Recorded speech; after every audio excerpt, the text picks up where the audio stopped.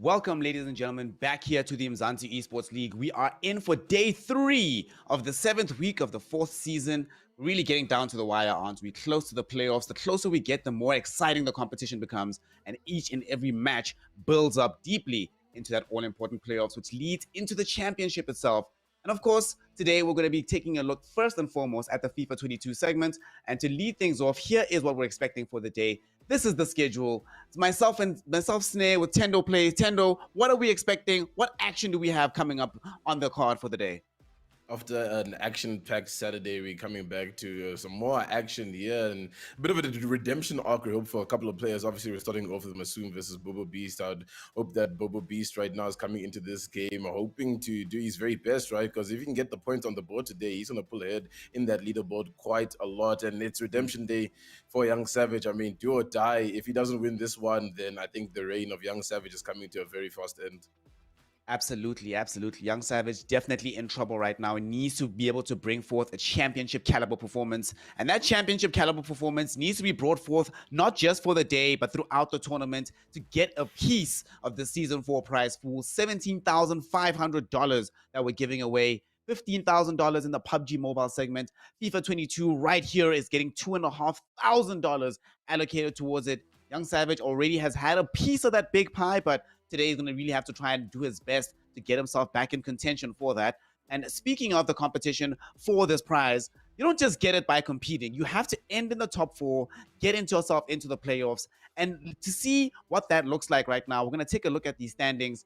And like you mentioned, Bobo Beast has an opportunity to go up today, but so does Masoom, right? Masoom has an opportunity to somehow get himself back into second place.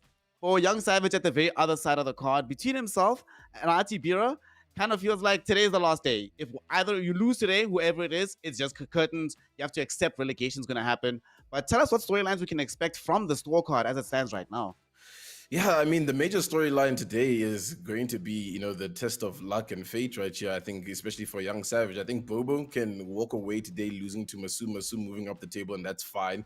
But Bobo right now, if he pulls ahead in points, I think it's going to be pretty much impossible for Savage to catch up because Savage needs to basically net all lost of his games to get to 9 points, to get to that 4th place spot, considering that maybe, Unfazed and Moby have a couple of bad spells along the way. But that's also up to chance. That's also up to fate, right? So the storyline today, we're looking at that second match to kind of, be the decider of how the league is going to shape up, at least in that top 4, I feel right now. I think Unfazed still has a chance to creep up, but today's Bobo's day. I think Bobo needs this one. I'm excited to see what he's going to bring up onto the pitch right here against Masoom, who the Iceman yesterday was looking quite insane, I think, against the Beast, who came back in his own regard towards the latter stages of the day. But Masoom should be hot right now, should be firing. Is Bobo ready, do you think, Snare? I don't know. I don't know if Bobo Beast is ready, but at the same time, we've seen him overcome so many challenges on his journey right now to sitting at 4th place currently. Everybody underneath him is watching this game, cheering on Masoom. Unfazed, Ati, Mobizilla, Young Savage, all of them are hoping that the Bravado Talisman can put Bobo Beast to bed, because if Bobo Beast walks away with even a point, even a draw, is going to be good enough for him to look very, very good for confirmation into his first ever playoffs here in the Umzansi Esports League, brought to you by Nodwin Gaming Africa. So like you mentioned, today is his day, today is his story. But we've also seen in the Umzansi Esports League that whenever there's a player in particular who needs a good day against Masoom, Masoom tends to have a very good habit of spoiling that for you, right? Yeah, I think a good example is yesterday, right? We thought that the Beast would come firing at all cylinders, but he got into it a little bit slow. But Masoom comes through, closes it up right at the very end as well. That was a thriller, to say the least. And I wonder if we're going to see a similar game today, right? Is Bobo now sitting at 4th place, absorbed all this experience over the last season, and he's coming to be this heavy hitter inside the league, going to compare up against Masoom today, the Iceman? I don't know. It's one of those, gonna have to toss the coin and really see. Today is a very big day for like fate and chance and just all that, hoping and praying that something goes your way, because something's gonna have to go Bobo's way if he wants to dominate over Masoom today, because we know how clinical he can be. Yeah, Masoom, the clinicality of this guy is just out of this world right now. And there's a bit of concern, like you mentioned, given just how good he looked yesterday. Yesterday, he looked back in that same form that ended up winning him the entire crown in earlier seasons of the Umzansi Esports League. So Bobo's definitely going to have to step up his game. Fortunately for him, yesterday Masoom did struggle somewhat against the Beast Bianchi. He did manage to walk away with the victory, but it was a very close one. And especially in the dying moments of the game, the Beast Bianchi almost pulled it back, but just failed to do so at the clutch moment. Bobo is the only person in season 3 that beat the Beast and beat him clean and actually put him to bed properly. So, in his own mind, he can be thinking about this. There's one of two ways he can go about this, right? It's either, look, I'm playing against Masoom, one of the best to ever do it, a current, like a reigning champion in his own right, or hey, this guy beat the Beast. I've beaten the Beast. Rock, paper, scissors. Shit, I should have the victory here. I should have the advantage going into this one. Yeah, you have to come into it with a positive mindset at the end of the day, right? Because if you're in the Umzansi Esports League, you have to be, in that mental state that you are a top competitor, regardless of where you are situated in the table, right? Even if you're looking at Young Savage and Ati, they're here for a reason because they've been competing at a high level. Sometimes it doesn't go your way. Let's hope it goes Bobo's way today. I think we're going to have to see him close down a lot of his defense because the defense has been a really big problem for him when he is struggling to get, his foot on the ball. But when he does have the ball, he's really creative, really explosive. And I wonder if we're going to have another repeat of what we saw yesterday, Isne, with Donnarumma just becoming, the menace, the villain, the Joker, to say the least, of the day. I mean, how many goals were stopped yesterday by Donnarumma? Too many. And for some reason, the tournament admins do not want to take my suggestion that we just ban Donnarumma from all the teams. So sadly, we're going to have him again probably today, saving on both ends of the pitch. If I remember correctly, Bobo Beast hasn't always played with him in the goals, but I think the way things have been going, right, it's sort of similar to what we were seeing in those opening weeks. Not everybody had, for example, a Mendy or a Hakimi, Neymar, Mbappe on the team, but as time goes on, it becomes apparent that the gap between the top players and the players at the bottom is often the actual players on the pitch itself, right? So you need to be able to configure the best team for yourself. And speaking of, do you think we're going to see any surprises here? I know Boba Beast, for example, was one of the first to really pioneer using San Maximan. Now even the real Beast, Beast Bianchi's brought him into the team. Do you think Bobo is going to try and throw another curveball here to get the advantage over Masoom? Or is it just going to be a clean game, these usual teams to just try and get the advantage going? Yeah, sometimes it is about bringing that wild card onto the team, just to open up the field. And, a good player from yesterday that I'd like to bring up is Vinicius Jr., right? We didn't see too much in season 3, basically not at all. In the beginning of season 4, we were starting to see a couple of picks. And now, yesterday, we definitely had a day where I was like, all right, cool. Vinicius is here. He's a really good finesse pick for some of these players. Who's utilizing him well? We'll have to just wait and see, right? I don't know if Bobo will utilize him, but maybe Masoom might try bring him into the pitch. I don't think so. Masoom's very clinical with even his lineups. It's always the same, and he's always using the players that he knows works well for him. So I'm wondering exactly how this one will turn with who scores first here, Snare. I think this is going to be dependent on who scores first, right? Because Masoom to sometimes be of a slow start. Yeah. Sometimes he's a little bit too slow, and he can pick it up like we saw yesterday where he just starts off with a bang. Is he going to start off with a bang? Because if he doesn't, Bobo definitely can. Bobo can. And he will, because that's exactly how his playstyle is. Just in your face all the time, trying to, get those goals into the back of the net. You think of like we're talking about goals, right? Now we have to talk about scoreline. Yesterday, ES Proxy did us the favor because it always screws us up, but she did us the favor of not asking us for predictions. But I'm not as kind as her. So Tendo, what we got? Who are you giving the money to? Who are you giving the scoreline towards in this particular one? As we're just getting fully ready for the kickoff as we start. Man, it's tough, right? Because it's me in the back of my head trying to favor that Savage storyline that he still has an opportunity to come back up, through the leaderboards to somehow finish in 4th place. But you're also, in this parallel where Bobo Beast is now, that Nkosi Super Cup, player making his way through the league, showing that he's definitely, involved and wanting to stay in here, that you want to support, because Masoom's been at the top for a long time, Yeah. It's not like Masoom hasn't been at the top and performing, we probably will see him in those playoffs regardless of if he wins or loses today, right? Just based on how his form has been so far. So I want to give it to Bobo, but I think it'll be a hard, fight for him. I think we're looking at something like 4-3 over the 2 legs.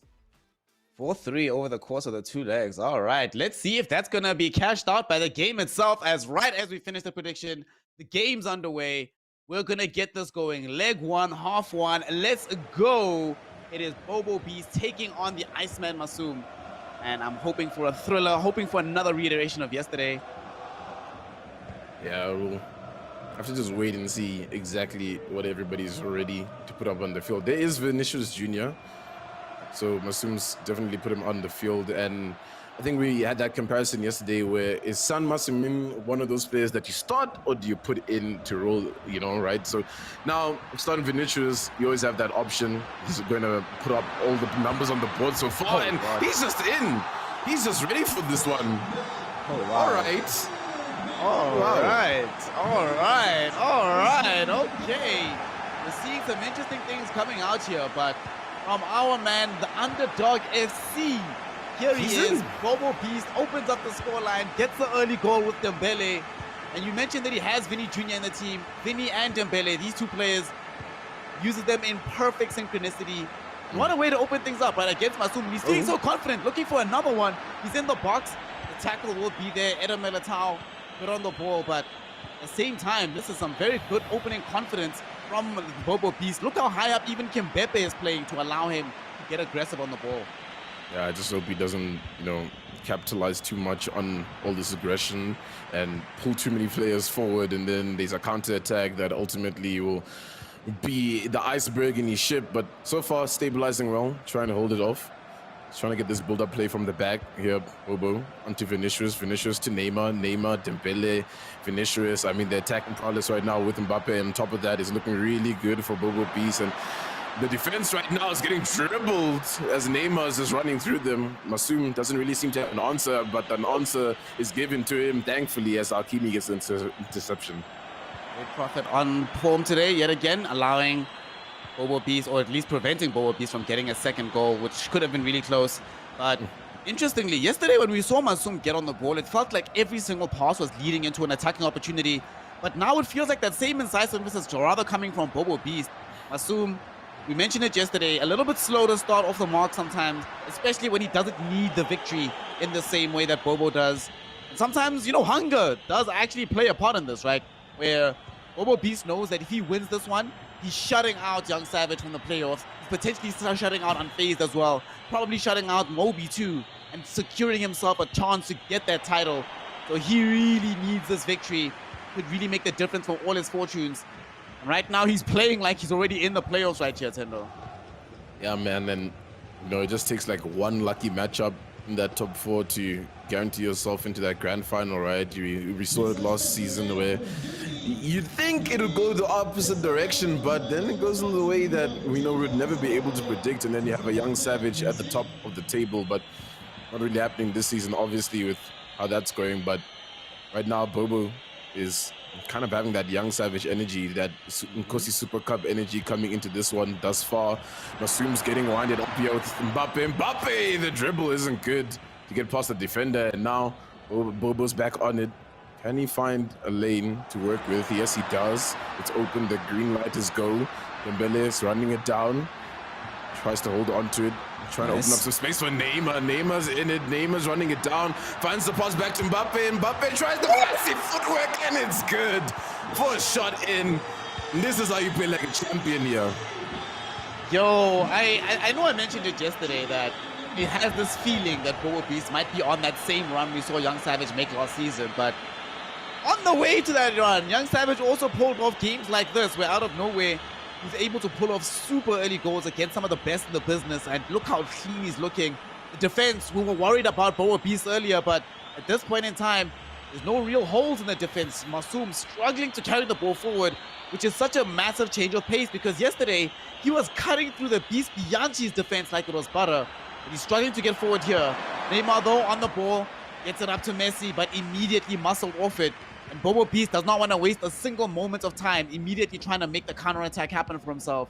He even has the positive possession at the same time as well here, Tendo. I mean, look at how good this run is from Vinicius. If you can get this cross in or find a pass, the footwork's good to get past the defender. Don't know how, but he's still in it. Finds the pass into Neymar. Neymar back to Llorente. Llorente is going cheeky with that pass. Back to Neymar. Neymar's in the box, takes a shot. Goes over the top. Gonna go for a goal kick.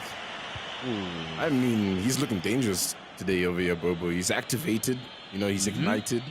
He's working with the momentum that he has thus far in the league, and he knows that Masoom is looking a little bit wounded, right? Yes, he won yesterday, but it wasn't an easy feat, was it, right? It would have went either direction.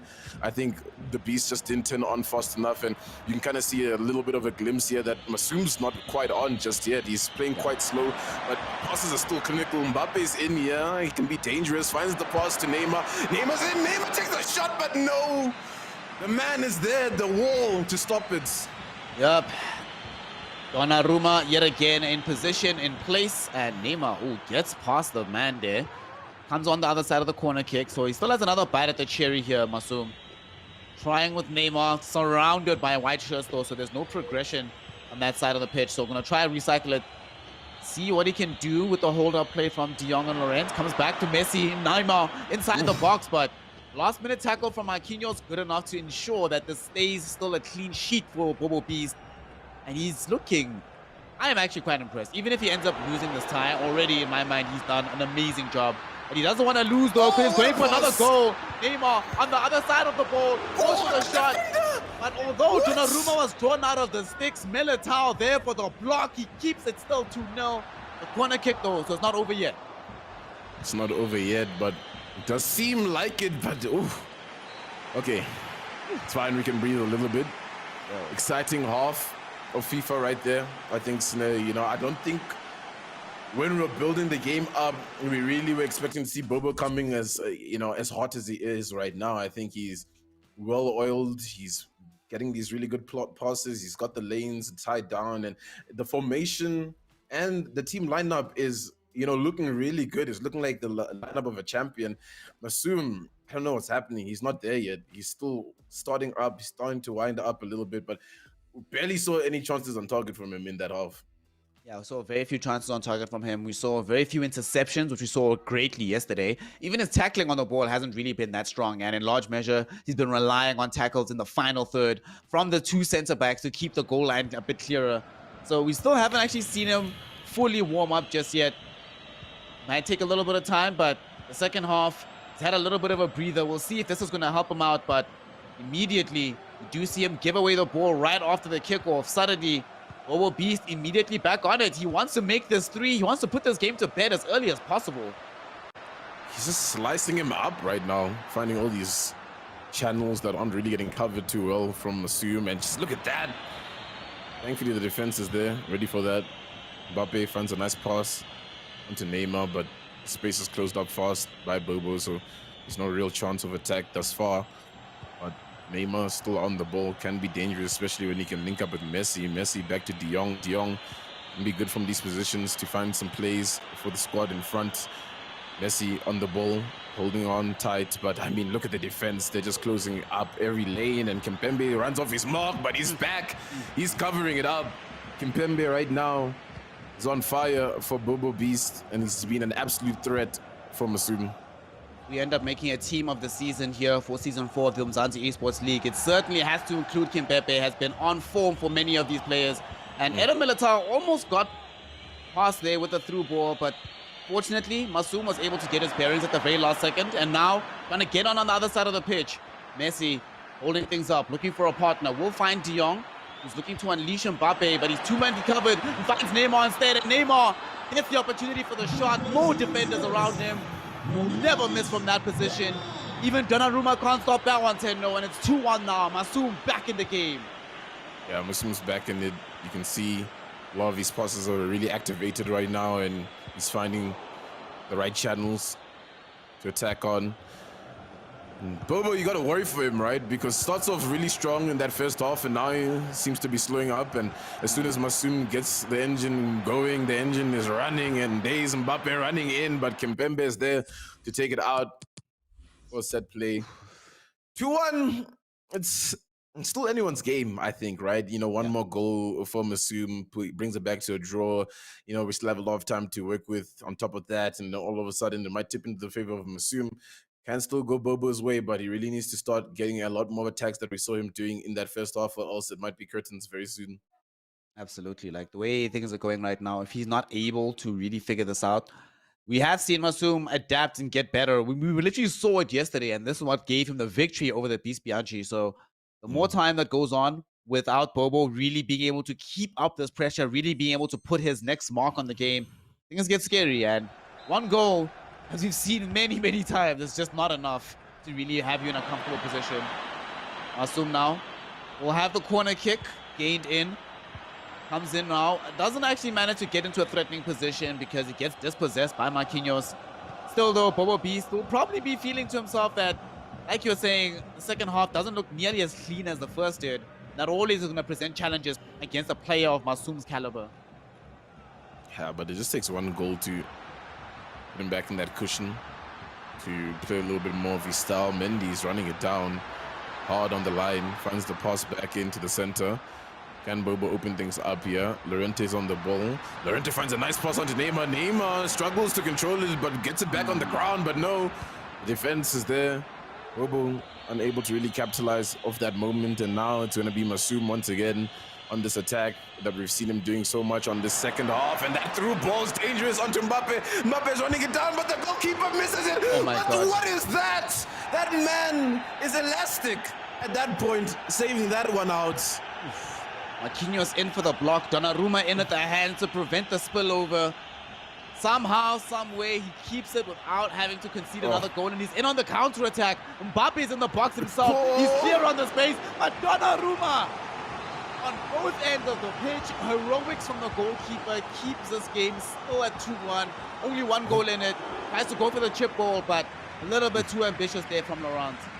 Yeah, a bit too cheeky, that one there, Squanders possession of that ball, could have held on to it a little bit longer, and now you can see exactly why that's a big problem, because now Masoom's back on the attack, but Mendy covers well, but goes out for throw-in for Masoom. Messi's making that run, that could be dangerous. De Jong is the one on the ball though, as everything settles down just a little bit.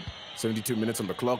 Dangerous pass there to Messi. Messi back to Mbappe. Mbappe runs it down. It's just link-up play between the two, and he's trying to run it back in the box here. Masoom has an opening with Messi. Messi gets closed out. Defense covers up well.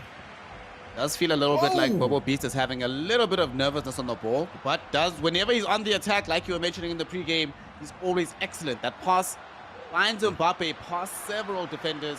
Now we'll be able to hunt out Laurent in the middle field. Fofana back to Laurent. Can he get in past Marquinhos? Yes, he can. Lashes out the shot, but cannot get past Donnarumma. Oh, feels like you need precision missiles to beat this guy. Still stays 2-1 for now.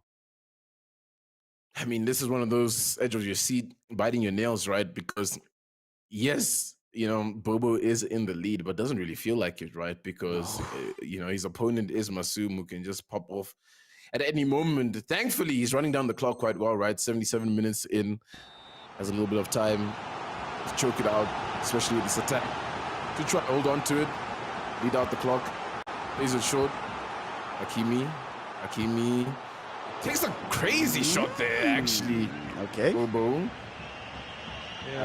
Maybe a little bit unnecessary on that one, but at the same time, the excitement is high, If we're feeling the tension from this side, I can only imagine what he's feeling right now. You're 2-1 up against Masoom, against the Iceman. Knowing that you're in this position, this is honestly the easiest time to make mistakes, right? When you are like, oh my gosh, I'm beating this guy. And now, Masoom trying to exploit maybe a little bit of this nervousness, seeing what he can get forward. Neymar on the receiving end of a ball from Mbappe, trying to dribble into the box. Can he get past Marquinhos? No, he can't, so he's forced to get back to Vinny Jr. Vinny finds Mbappe, somehow still on the ball, but he's being crowded out inside the box. Can Messi potentially get through? Trying his best, unleashes Mbappe. They just seem to be advancing off this line, and Mbappe finally gets past. The 12th man! Oh my gosh. Wow. Okay. I'm telling you, at this point, there needs to just be a production studio that's getting clips of the post and the goalkeeper saves, because over the last 2 days, I mean, wow, we've seen so many. And it was on an attack with Mbappe. Mbappe runs into some traffic though, so Now Masoom can recycle the ball. Dangerous run being made on the wing, but the option isn't really available as the defender's closing it out well.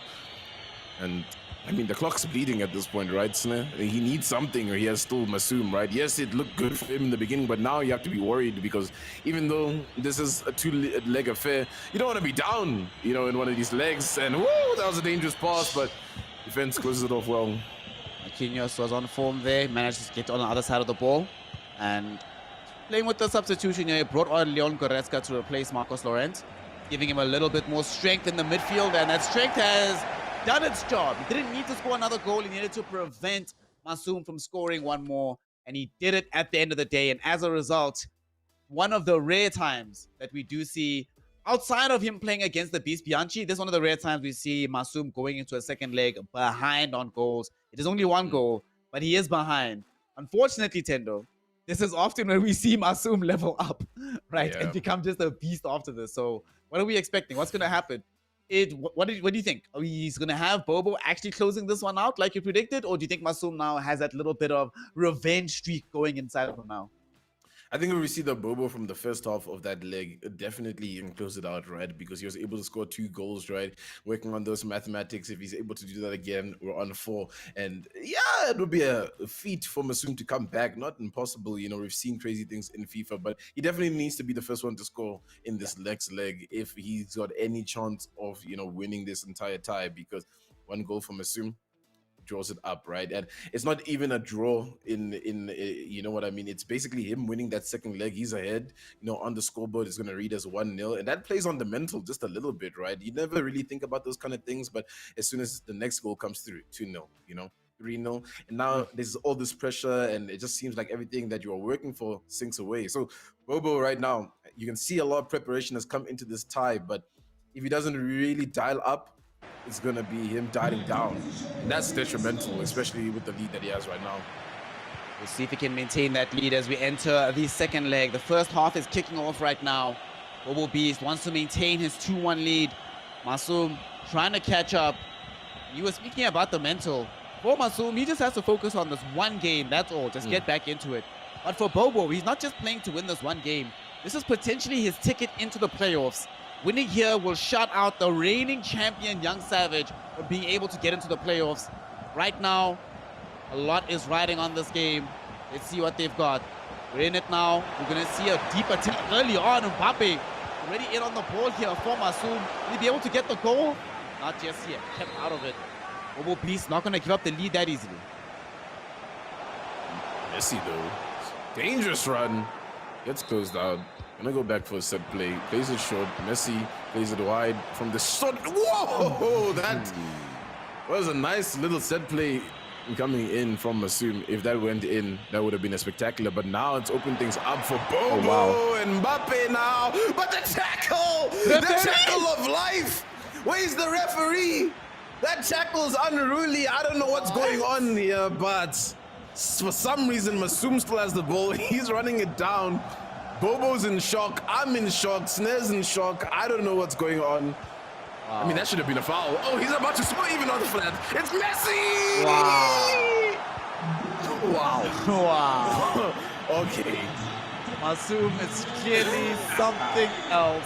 You know, Masoom not only prevents a pretty much guaranteed goal off one of the best breaks we've seen in the 4th season of the Umzansi Esports League, but he does it by introducing FIFA 2022 MMA edition from the tackle, gets it over the other side of the park, slots it in with Messi. You were talking about how good the mental game has to be to keep this tie going for Bobo Beast, and right now is definitely when you have to level up on the mental game. After a goal conceded like that, it's very easy to break after that situation. Let's see what Bobo's got. He's on the attack here, Tendo. He's not giving up by any stretch of imagination. The worst part is, you know, Mbappe's injured on top of that, right? So he's maybe not going to be playing at his full potential for the beginning stage of this. If that injury doesn't recover, then he's going to have to go off. So now that's playing on Bobo's mindset. And yeah, I mean, driver's seat, Masoom, you know, checkmate to some degree. He can play his game now. And he's warm, you know, he always has that first leg where it seems a little bit shaky, like, oh, is Masoom here? Is Masoom going to fall, but no, Masoom's here to rise up to the occasion, and rise up he will, but Bobo isn't giving up just yet. He's trying to get this attack on as he plays down the middle, has a good channel to work with Neymar, and that's offside onto Dembele. That offside, very, very close, but could have been a ball that went awry. Sadly, it did not. Still in this right now. Very slow start for Bobo Beast in this one after not being able to get that one goal. It feels like it's rattled him a little bit. We'll see if he can recover here. Needs to deal with this incoming attack from Masoom.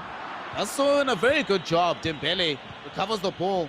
Now between Mbappe and Neymar, can they get the ball forward enough? But feels like every single time Erangel, the man marking on Mbappe, has been superb coming in from Masoom, preventing him from getting any progression in that final third.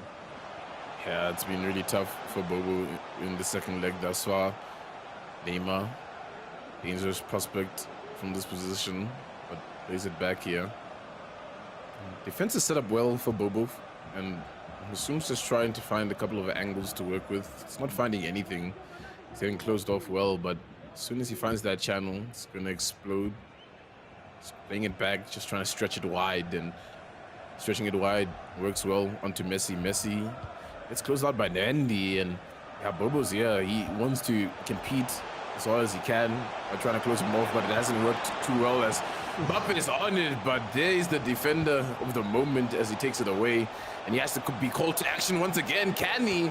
In this position, he can. He closes it off for a while. Messi's on it. Messi's looking for a pass. Messi finds the pass, the shot! It comes through from Mbappe, hurling in to the left corner. And I mean, the curtain's starting to close on Bobo's dream here to get these 3 points. Yeah, 3 points now looking a little bit out of reach. The 1 point would have still been enough to close out Young Savage. Right now, the defending champion is in absolute celebration mode watching that goal go through, because it still keeps him in the competition. And now that Masoom has scored this, he has got himself in the lead here, Tendo. He's up, he's in charge. It's a 3-2 game on aggregate. And if he can keep it like this, and he's securing himself 3 points, putting himself second on the leaderboard. But Bobo wants to get back in that playoff position, looking for a goal. Dembele trying to dribble on the touchline, but Ferland Mendy a little bit too good on the positioning, keeps him out. And now we're starting to have problems, right? Because we even saw on that attack that when he was in on that movement, when Bobo Beast was there on the defense in the first leg of the first half, especially then, he was able to keep everything out with Kimbepe. But now Kimbepe is just being surpassed every time, and we're also having so many more balls being forced out rather than Bobo Beast being able to control it and regain possession in these key areas.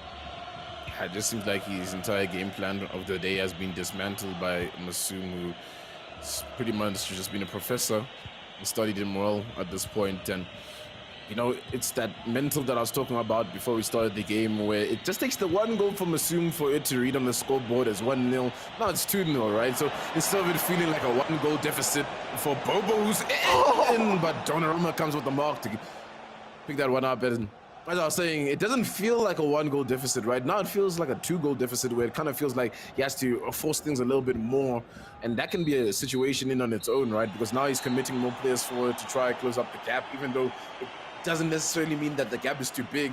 He needs still to get 2 goals. Will he get it to try pull ahead right now? I'm not too sure. It's been a bit tough for Bobo thus far coming into this leg. I mean, we saw the best Bobo Beast in that first half of that first leg. Thus far, it's all just been going downhill a little bit, but I feel like he can still dial it up if he calls it up. Yeah, he needs to definitely dial it up. I mean, we saw Masoom yesterday do this exact same thing. Go behind in the early leg, recover, adapt, and get a lot better as the contest went forward.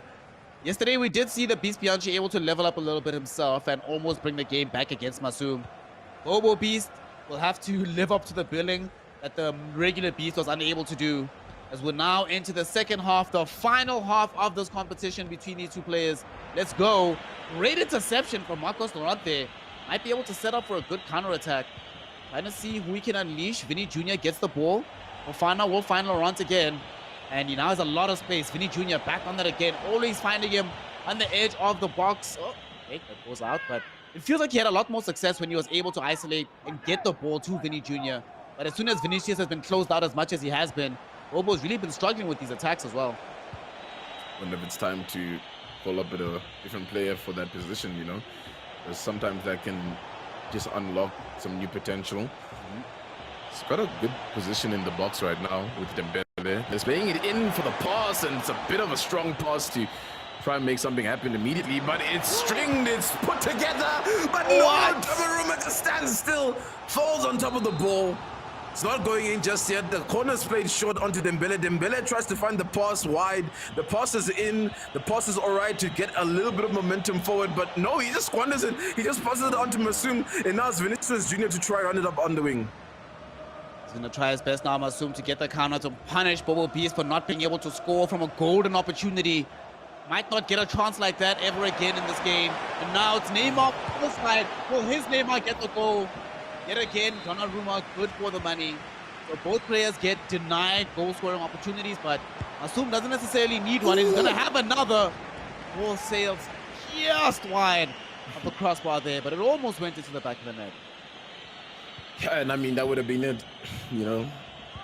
Shipped him away. Today he would have just not gone the way that Bobo really would have expected, especially how good he started, right? You know, you come into this one so strong, and then you just start to crumble along the way, and Masoom's starting to exploit that with Mbappe in a dangerous position, and there's enough defense pulled back, right? But is it going to be enough as he's dismantling it? Right now, Vinicius is in the dangerous position to find the pass into Mbappe. The turn's not on, but the interception isn't good enough to recycle the ball, but that one is at least. Marquinhos clears that one out. And now, Bobo, 62 minutes on the clock. He needs to find a goal right now, or else, you know, it's not going to look too good for him.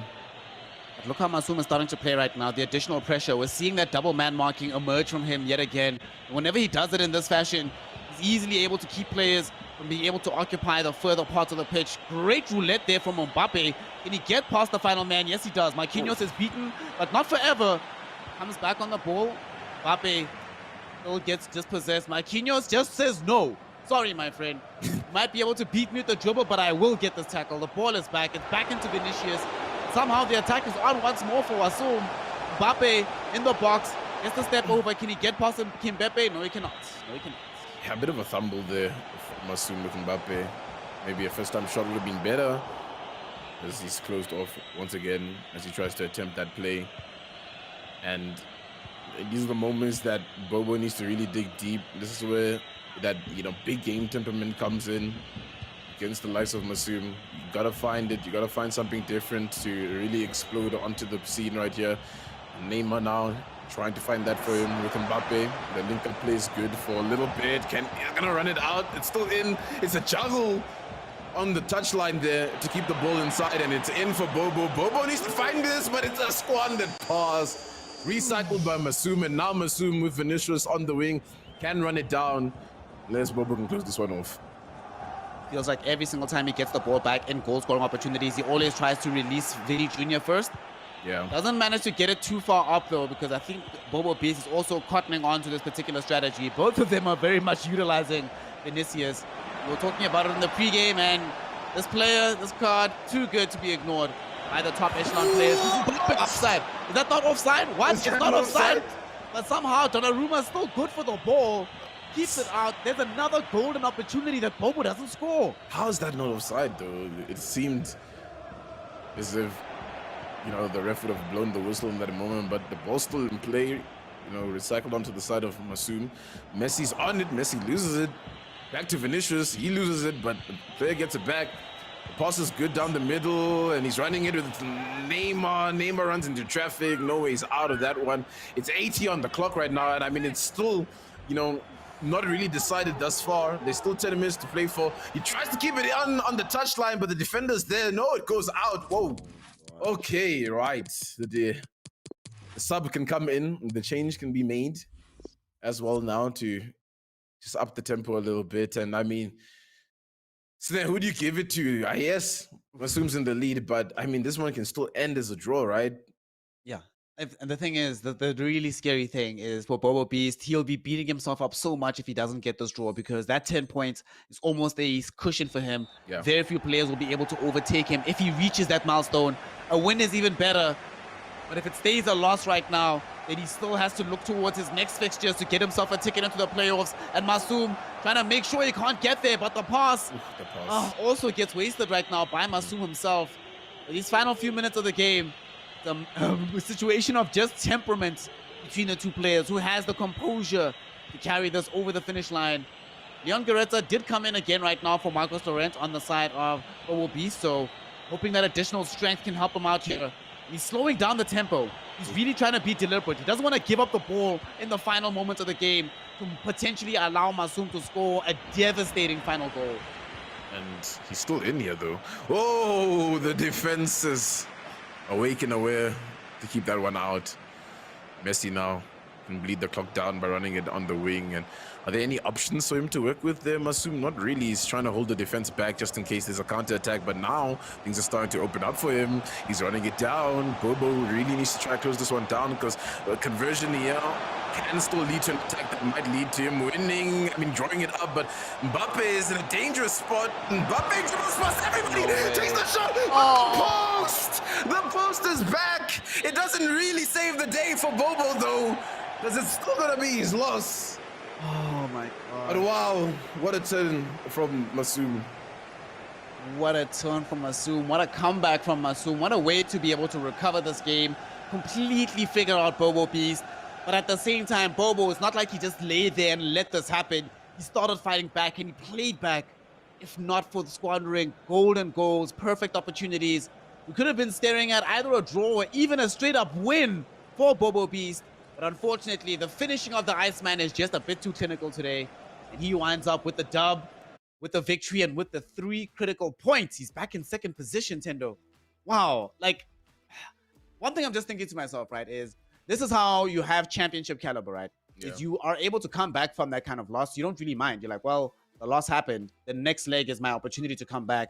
And not only do you score the necessary goals, but you close out the opponent being able to score more. You've earned yourself a well-deserved 3-2 victory. 1 goal difference, but it's good enough for the win. You know, and I think that game really did live up to, you know, what we were building it up to be, right? Bobo coming up as a prospect, and he's definitely putting up the numbers in the league thus far. Comes up against Masoom, who we all know to be a threat, and a threat he proves himself today. But it wasn't easy for him, right? He still had to fight hard. He still had to make the right plays. Yes, towards the end, he was in the steering wheel seat, so just a little bit, you know, but still very tough. And I mean, if you look at it now in the league, it's quite interesting, isn't it? Because now, one more game for Bobo. If he squanders that game, it's a wrap. But you then have to be like, okay, Savage, you're going to have to score plus 10 goals to get a goal difference advantage. Hope that Unfazed loses the rest of his fixtures and Moby. So, yeah, like I said, we're setting up the Sunday for a day of fate and chance. But now you got to look at Ati. This is now where we have to start building Ati up. What does Ati have to bring into this league? Is this where he's just closing it off? Is he going to put any points on the league thus far? Is today the day? What do you think, Snell? Let's hope so, because like you said, we'll look at this leaderboard. Masoom having shot to second place, tied up on point with Divac, but beating him dramatically on goal difference. You know, today is a bad day for Bobo Beast, but it's a good day for everybody else underneath him. Ati Bira, Young Savage. Between the two of them, like, neither of them have points on the board. They're playing each other now. They both have an opportunity to get something, right? Yeah. The only opportunity that they might have to get anything off the board, and especially for Young Savage. For Ati Bira, I feel like there's probably less pressure for him in this particular game, because all he has to do is just demonstrate that he's a good player. If he just made it up from the Nkosi Super Cup, at this point, he's probably accepted that he has to play back through relegation. But provided he can survive that, he's okay. Provided he can get better through the league, he's okay. It's Young Savage who needs to defend his title, who needs to defend this crown. And we just saw a showcase of what can happen when the pressure gets to you. Bobo Beast couldn't win because of pressure. We'll see if Young Savage is prevented from doing the same here. He is the defending champion. Ati Bira has not had, honestly, the best season thus far, but it is his first season. Young Savage, at this point, could even be counted as a veteran, but hasn't necessarily been able to get anything forward. And if he loses this game, or if he fails to get the result, even if he wins by like 1 goal, I don't think that's going to be enough to give him the confidence he needs to win the remaining 2 games, because he cannot afford to drop any more points here, Tendo. Not even a single one. Yeah, I mean, I'm not a fortune teller or anything, right? But I think, you know, the most favorable future for Young Savage in this moment is he's lucky that he has to play Ati and Moby, like, you know what I mean? Like, so he has the 2 people that are in his vicinity that he can take out, and try dismantle them, bring those 6 points on the board, and you're gonna be looking at that final fixture for him to try and potentially get himself in that fourth place position, right? So this is one of those games where if you're gonna ask me for a prediction for Young Savage, it has to be something like 8-0, unfortunately. You know what I'm talking about? I think it's now or never where we're gonna have to be like, all right, is this Young Savage the season champion or not? Because if he can't perform against an Nkosi Super Cup, up and comer, not to say that we can take anything away from Ati, right? And his journey getting into the league, but he hasn't had a good season thus far. So he's definitely one of those people that you look in the table that, all right, cool, we kind of secured to kind of get a couple of points over here as long as we play our game correctly. And that's kind of the situation that Savage has to enter this one in. Look at his goal difference, -10. If he needs to get the full 9 points and hope that Bobo doesn't get any more points, he has to close it up in the goal difference, unfortunately, right? So it can't just be wins for him as well. It needs to be like A-class performances. Yeah, that's the complication, right? The amount of goals that he needs to be able to draw back here. Being behind 10, for Altibiro, it's not that deep, right? He's behind on a lot of goal difference now as well, but he doesn't need the positive goal difference. He probably wasn't expecting to get his way into the playoffs regardless. However, for Young Savage, like you mentioned, if he doesn't get if he gets one goal, right? Let's say he just wins by one goal. Let's say he wins every other game by only one goal. It's not enough. He needs to devastate everybody he goes against, and it's really scary.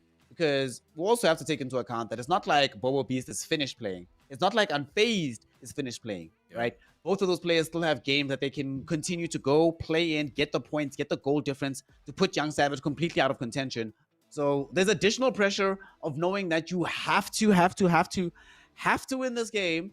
But even if you do, there's no guarantees. It's not in your fate and it's not in your hands anymore. You have to wait and hope that other people get positive results. For example, if Bobo had drawn or lost, this game would be largely relevant for Young Savage. He'd be playing to avoid relegation rather than a championship.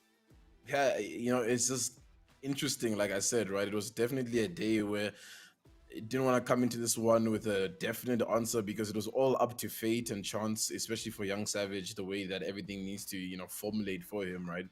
And yeah, I think Ati needs to just come into this one and try give his very best in terms of just like trying to put those numbers on the board, trying to close up his own goal difference at the end of the day, because he still has the possibility of not getting relegated, right? Because think about it. He wins against Young Savage today. He's got the 3 points. He still has 2 games in hand because they're both in a similar position, right?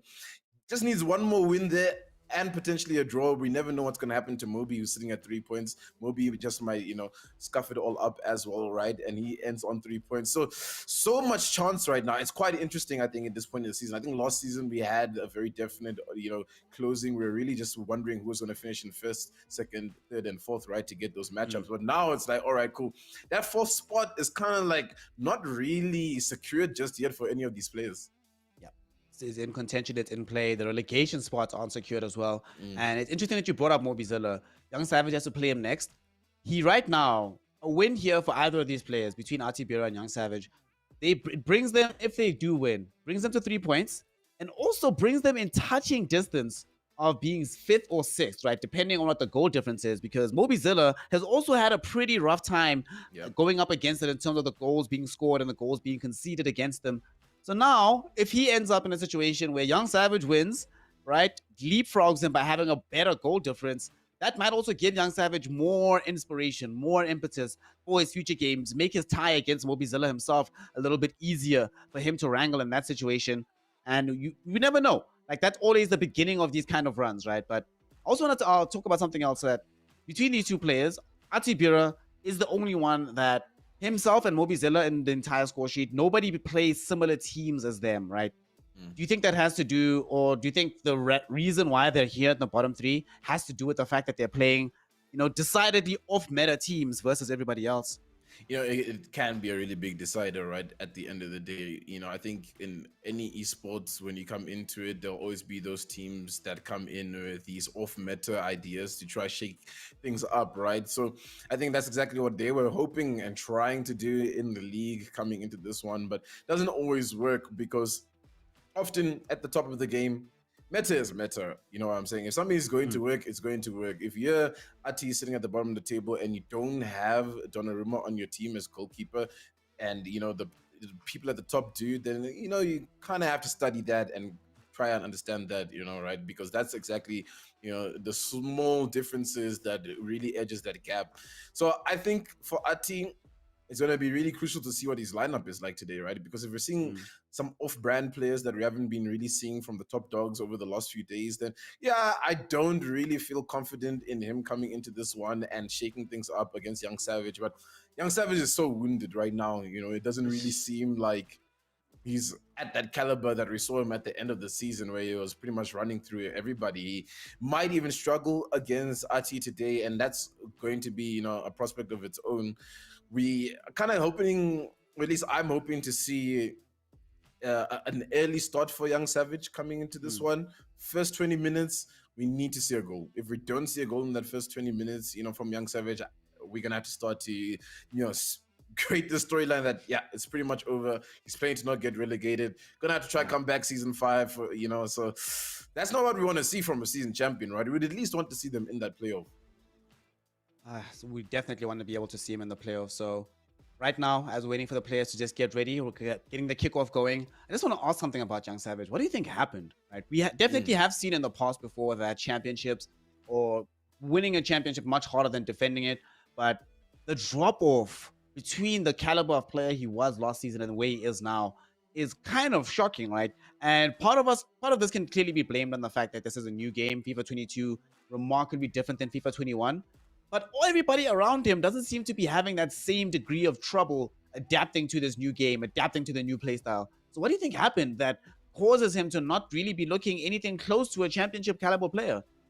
Yeah, I think it definitely is that adjustment into the new FIFA, right? And I think a big thing for me has actually been the goalkeeping, right? Because I think if you flash back to a lot of the opportunities and chances that Young Savage got in season 3, there were Mm, some crazy goals, some goals that we didn't really think would go through, but hey, they went through. And now it's a bit more difficult to do that with this, how the goalkeeping is going down, and especially with how the AI has evolved. I just think it hasn't been suiting his playstyle quite as much as it did last season. So I think it's that point where he has to switch it up and try something different, see who he can bring onto the pitch. Not just so if we've seen him use Vinicius, for example, but I find that probably that would be a nice fit for just the playstyle that he has, that explosiveness and to have that pace on the wing. If we're not seeing changes like that from Savage himself as well, right? 'Cause then there's a little bit of a lag behind of kind of like this idea of I'm the season champion, I'm mm.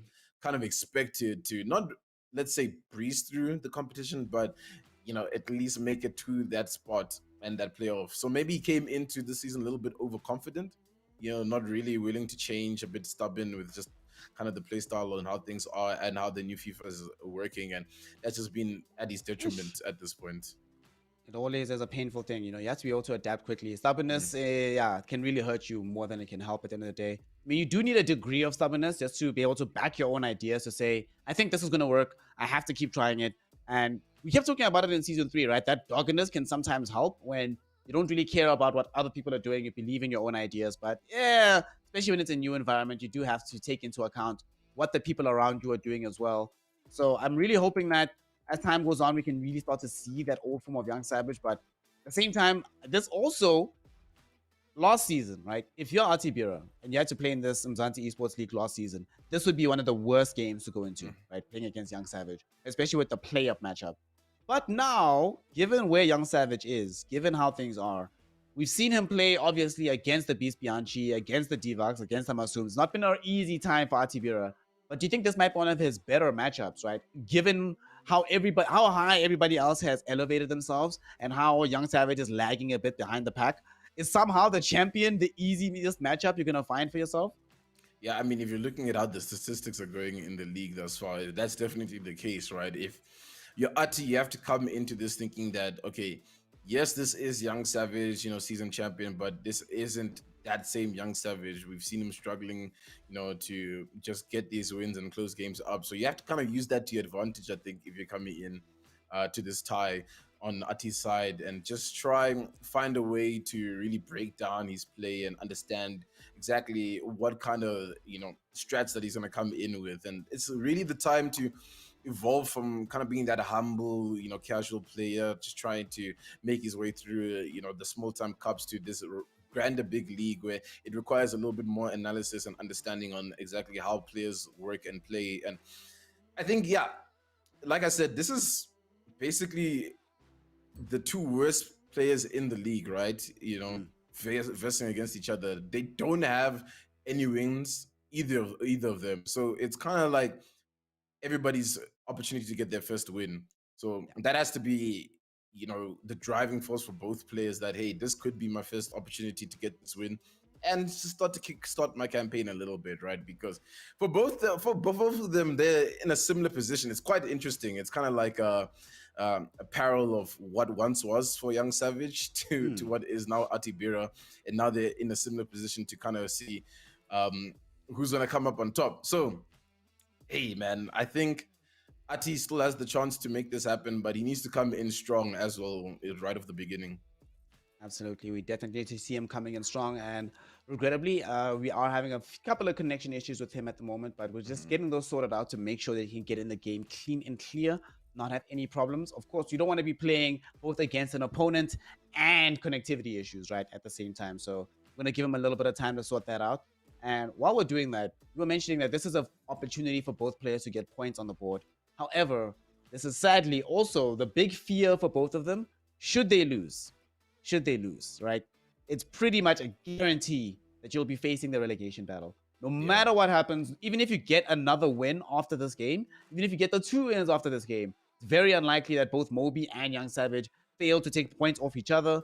So you're going to be in some kind of mix, even if it's a tiebreaker to go into the relegation mix, right?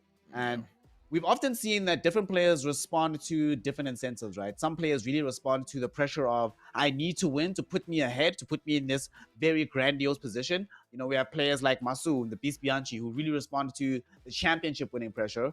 But other players respond to, oh my gosh, if I lose, I'm done. It's all over. Everything's finished, right? So I don't know. What do you think is going to be the bigger motivator for these players? Like fear of losing, which might also make you play worse also, right? We've seen that so many times when the player who's more scared of losing is the one that's unable to really get himself forward into a winning position. Yeah, the thing is, right, you have to kind of approach it in a way that it's like you still have the relegation opportunity, right? It's kind of like a double elimination in its own way and form, so you kind of have to still come into these games to try win as many as you can, and unfortunately someone is going to have to lose, right? Well, there is the possibility of a draw, right? So that could also happen.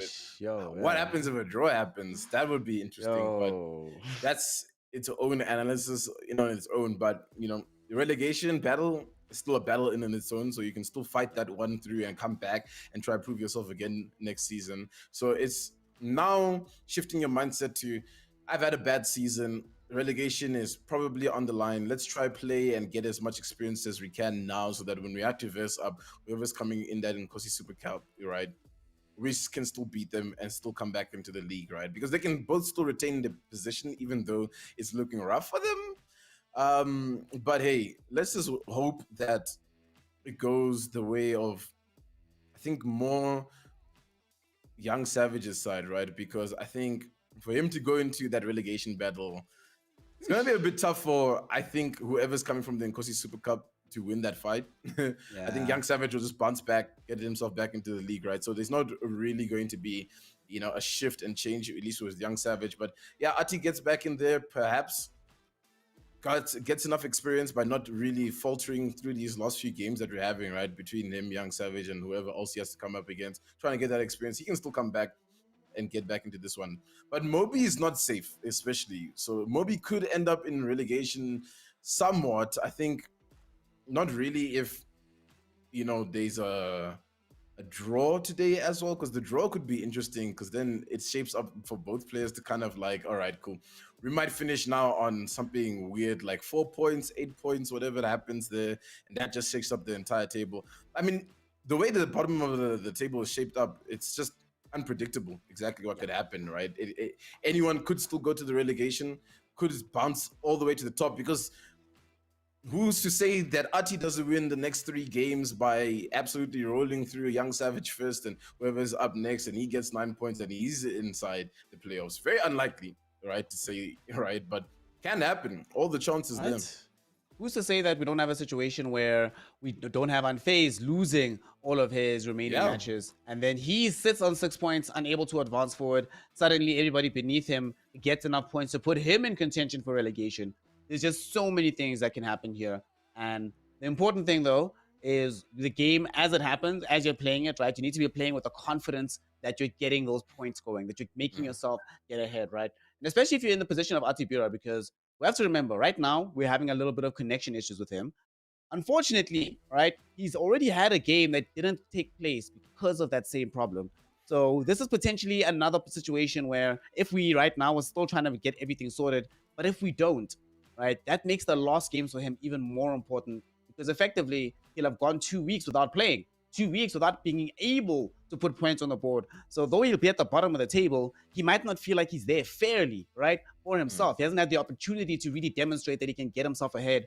And that might also play on his mental and make the game against him a little bit easier for other competitors, right? When they know that he's like hanging on by the skin of his teeth and they still have a little bit of leeway to play around with. Yeah, that's a very dangerous prospect to even think about, right? Because then it kind of destroys your competitive integrity as a player, because now it's just like there's just seems to be these hurdles that you can't really control in front of you, and that can dip your mental. But it's really about overcoming those kind of hurdles, and when you are given the opportunity to enter and bounce back, you just have to do it. And I think that's exactly what Ati is going to have to do here. He's just going to have to shake it all off, because if he doesn't shake it off, the worst thing is that is Young Savage, right? You know what I mean? He can put, those 8 goals that I'm talking about on the board, especially if Ati doesn't show up, if he's faltered in what he's trying to do today. It might be a really big situation for him. So you really just got to come into this one with a clear mindset. And you gotta have to look at Young Savage, because now he's waiting, he's anxious, right? He's like, okay, can the game just go? Can we start the game? Can I knock Ati out so that I can move on to the next one and the next one and the next one for him, right? But now with this delay, with this hold up, everything's starting to build up. Oh, what if I lose? What if this happens? So now he's trying to go back on some of his game plans, because there's a little bit more time to overthink. Yep, and overthinking has definitely been the death of many players in the past before. And we have actually just seen him thinking a lot more in this particular season than we have in the past. And that impact certainly going to take place in this game.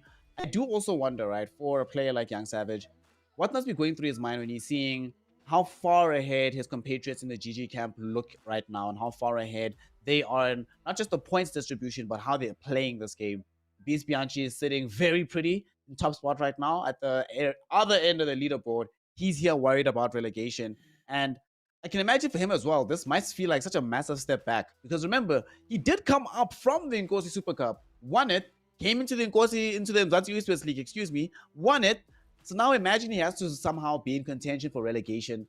That's just like, no matter what you're doing, you never want to feel like you're regressing too far back, right? Because now you start to question yourself and your ideas long term, because we're not just thinking about this competition. Season 5 is going to come.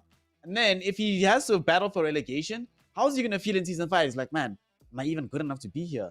Do I really deserve to be playing up against these guys like Masoom, Divac, the Beast Bianchi? And when you have that kind of mental handicap against these players, we see his goal difference right now, right? This is kind of what happens when you don't have that positive mentality going forward. But it really does depend on what happens in the game itself. There is one possibility, though, if he does win, right? If he does win, the possibility does exist, slight as it may be, that this spurs on another run. Tendo, is it even possible? Will we have the first defending champion be Young Savage? It's a remote dream, but could it happen?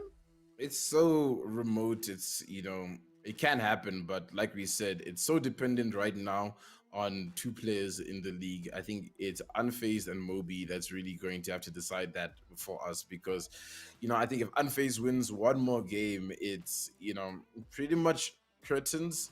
Not really, because he's on 6 right now, if I'm not mistaken. He'll get to 6 now, he'll get to 9, and then he'll have one more game to play. If he loses that game, yeah, sure, we can start to be like, all right, cool. This is happening. Young Savage is back, but again, it's Young Savage with a -10 goal difference. Is he Oof. gonna get all these goals, against the players? But like we said, it's Ati and then Moby, who, if you look at it statistically, are going to be his best matchups to get these points, right? Because Moby hasn't been performing well. He had his one good game, and after that, it's just gone downhill for him. So definitely the prowess of him scoring lots of goals against Moby is possible, right? I Mm. mean, it just takes 5 goals in this game, 5 goals in the next game, and all of a sudden it's back on zero. Maybe Bobo's having, that tough run that we're talking about that he's going to have. Drops a couple of goal difference on his side, and that's all that decides it, right? Because, you know, it's all these little margins that are going to add up at the end of the day that's ultimately going to decide the league. But one thing that we're not talking too much about is obviously how the top of the league is shaped right now. All those players at the top must be looking at the bottom like, what's going on? Because it must be just Mm. a scary prospect to be at the bottom. If you're at the top right now, what are you looking at? Especially if you're someone like the Beast, you see someone like Young Savage, part of your camp struggling at the bottom. What does that Yeah. tell you about how things are shaking up for those playoffs? Well, I think what it does tell us as well, something we have to take into account is that these struggles for Young Savage aren't over just yet. Although he has a little bit of good news, but I say a little bit because it's bad news for the rest of us. Unfortunately, Atibira, the connection issues have not been resolved. We still are having the similar difficulties as we've seen with him before. So Mhm. regrettably, he'll be forced into forfeiting this matchup, and Young Savage will claim the 3 points, which will give him his first points here in the Umzansi Esports League Season 4, hosted by Nodwood Gaming Africa. The problem, though, Tendo, he has He points doesn't on the get the board. goals though, He right? only So gets that's the one goal. problem. That's the Only one goal. problem. Only one goal. It's So he so was probably bittersweet. hoping to win this match with like a 3-4, which would help him out. But Oh, he this might actually be the first time, right, in the Mzansi Esports League history that the player who finds himself with the automatic win is unhappy about not being able to play out the yeah. match because he needed to score the goal, Sendo. That's He so. needed it so That's badly. that's that's. It's unfortunate, but fortunate. Lucky but unlucky. I mean, you can Ish. go at any direction with this one, right? Because he needed these goals in this tire, just to get that extra one. Now it's 9. Not impossible. Let's hope that Moby game that he has to go up against with the Young Savage, that he can get those goals in to try to close that goal difference, because that's all he can really ride on. But Ati, it's pretty much the coffin, don't you think? Yes. I Yeah. mean, he's probably facing relegation once again. Connection issues have been a really big issue for him in the league thus far, and unfortunately, that's not anything that we can, help him with or, try. But bottom of the table still. Yep. Okay. All Young, right. yeah. So Interesting how it's looking. the one goal given the forfeit now goes to Young Savage. He gets himself to -9, like you were mentioning. Atibira, regrettably for him, is going to end up losing the one goal difference. He's at -13. It is still not completely out of reach for him to get out of this relegation zone right now. Young Yeah. Savage and Mobizilla both have same games played as Ati. Both of them are on 3 points. Ati just needs the one game and potentially Young Savage beating Mobizilla and Ati winning somewhere else. And then you still have in the mix a chance for him to escape this very, very dangerous situation. But unfortunately for him, it does seem like he is, at this point in time, very much slated to have to earn his way back into season 5 of the Umzansi Esports League. Young Savage, though, he's the person with the story. He's the one that we'll have to be watching because Yeah. with these 3 points, the gap between him and Bobo is big. The gap between himself and Unfazed, not that big. But Unfazed has a game in hand against them. Unfazed still has 3 games to go. Young Savage has 2. A lot has been spoken about that Unfazed and Bobo Beast can really change the story against Young Savage. But Young Savage still has hope now. He still, though he might not have gotten the goals he needed, he still in his mind will look at this and say, you know what, it's not over yet. And Yeah. crucially, I'm not fighting just for relegation anymore. I'm actually curious to, find out after this who Young Savage's final game is against, right? Because that's going to actually be probably the ultimate decider, for what's going to happen in this league. And bit of a bittersweet day. I think, we had a great matchup between Bobo and Masoom to start it off with, kudos to Masoom for winning that one out over there 3-2. earlier on. Bobo isn't shattered just yet. He can still come back on this, and they still his storyline in the mix of all of this as well, right? You gotta love, all these books, all these chapters being written by all these players in the league thus far. I mean, you look at it in Ati's perspective, it's just someone that's being beaten down, with connectivity issues, but he's still trying to get inside, come back every week to at least come and try and put himself out there, and hopefully, just hopefully, those last 2 games he can come in and try, get those two games in, maybe get those wins. We don't know, but hopefully we'll see him again in the coming season, coming out of the relegation. But yeah, bittersweet for Savage. Like I said, yeah, great to get the win, but where's the goals? Where's the crucial points that you actually needed for the day? Well, Young Savage, his story is not over. Neither is Ati Bira's. Ati's story thus far has been checkered by connectivity issues, but he still has a chance to play out. Young Savage's future so far rests on the game against Mobizilla and his final game against Divac, who has just been on form right now. So his story is not over just yet. A lot still to tell, a lot still to be decided.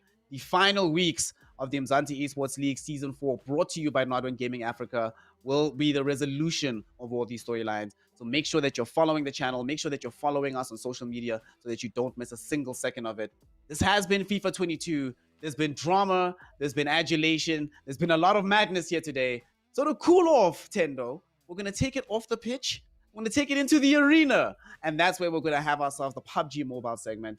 And hopefully there, things have a little bit more semblance of everybody in it fighting for the glory, no connectivity issues, the best African esports possible. Stick around, don't go anywhere, and when we return, PUBG Mobile will be gracing your screens. We'll see you in just a flash. This has been FIFA 22 for the Umzansi Esports League, brought to you by Nodwen Gaming Africa. Back in a flash.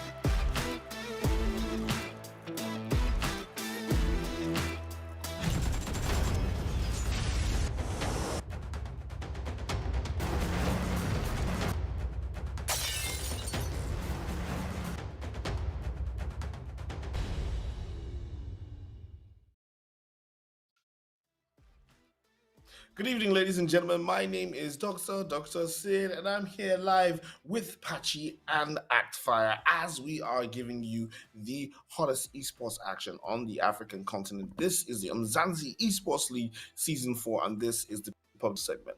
So, first off, before we dive into anything, let's take a look at the schedule for tonight.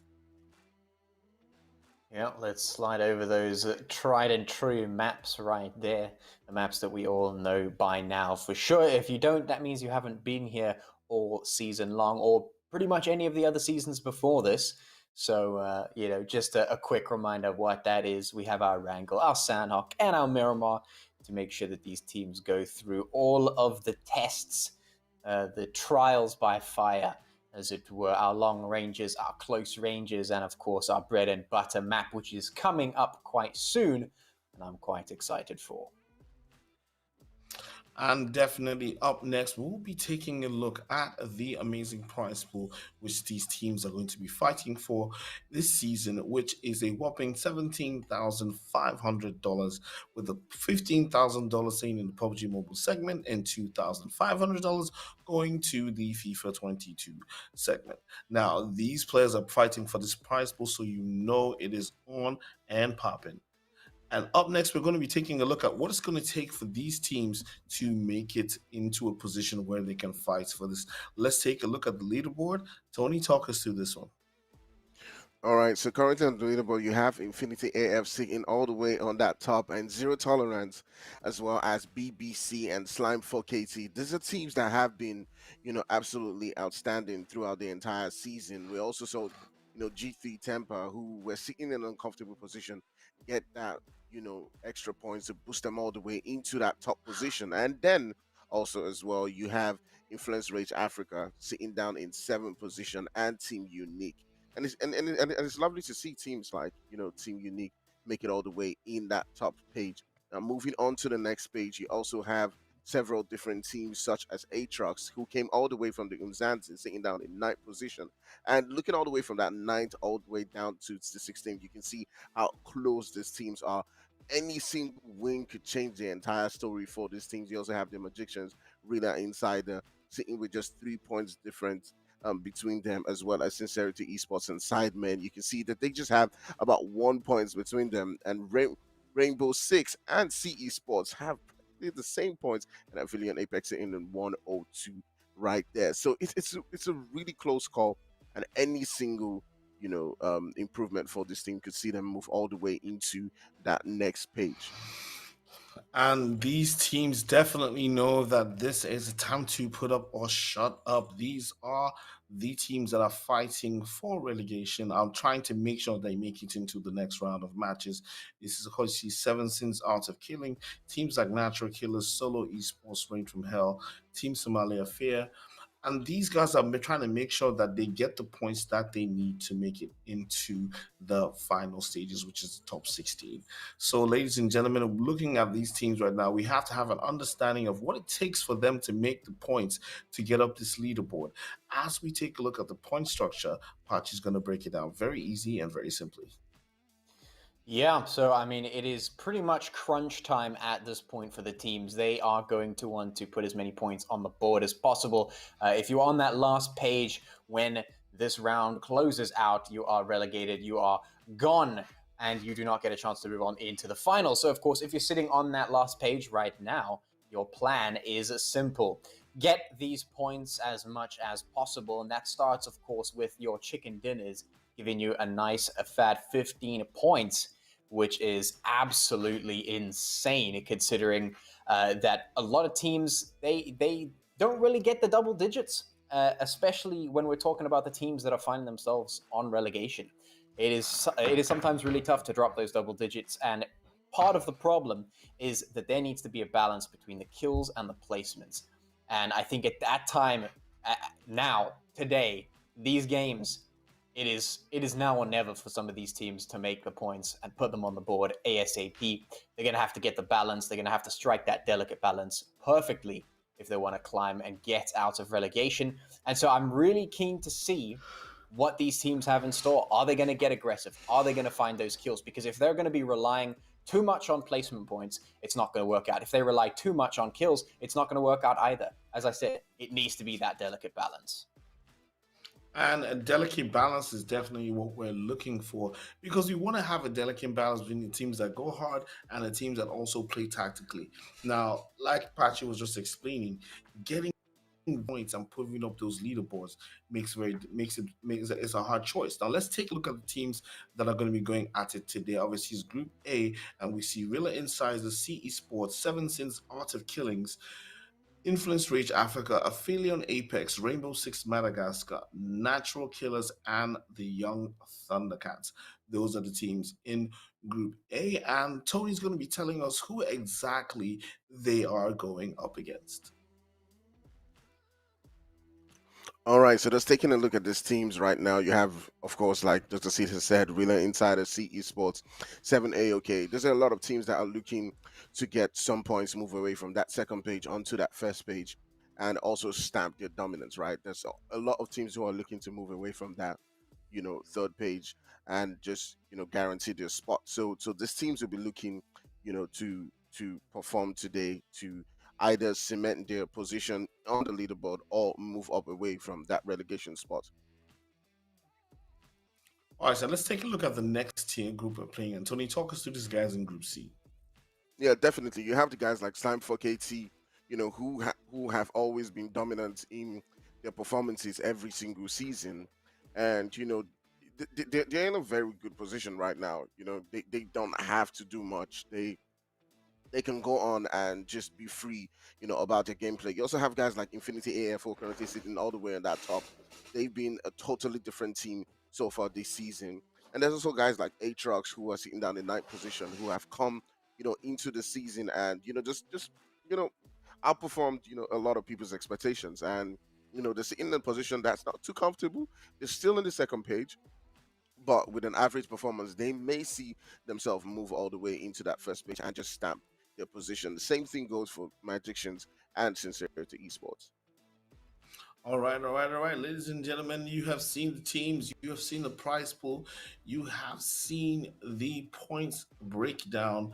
Now it's time for just have some very interesting conversations about what is going to happen in this particular game.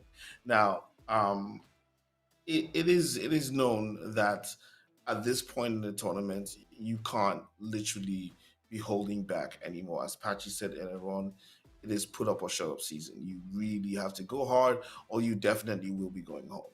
So I'm going to ask you, Tony, first of all, your predictions are: what do you feel is going to happen in this match? Who do you think is going to bring it? Which team specifically needs to bring it? I think the teams who are sitting down in the second, page need to bring in their A game. It's not completely safe for them.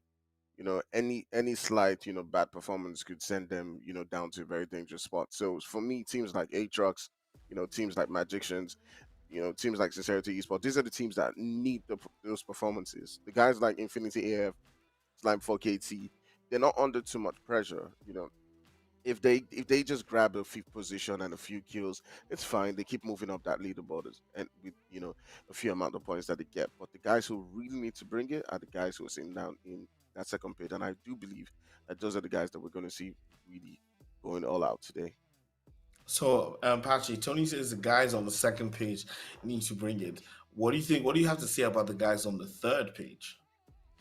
Well, the guys on the third page, I mean, if the guys on the second page need to bring it, then the guys on the third page, they need to be doing some miracles out here, because It needs to have already been brought. Yeah, it needs to have been brought at least twice before this time, because they are in a very difficult position, especially considering that in this grouping, we have the likes of Infinity, who are currently sitting on the top of the log. And that is not a team that you want to have in your group if you're trying to get points, because they're definitely going to get them.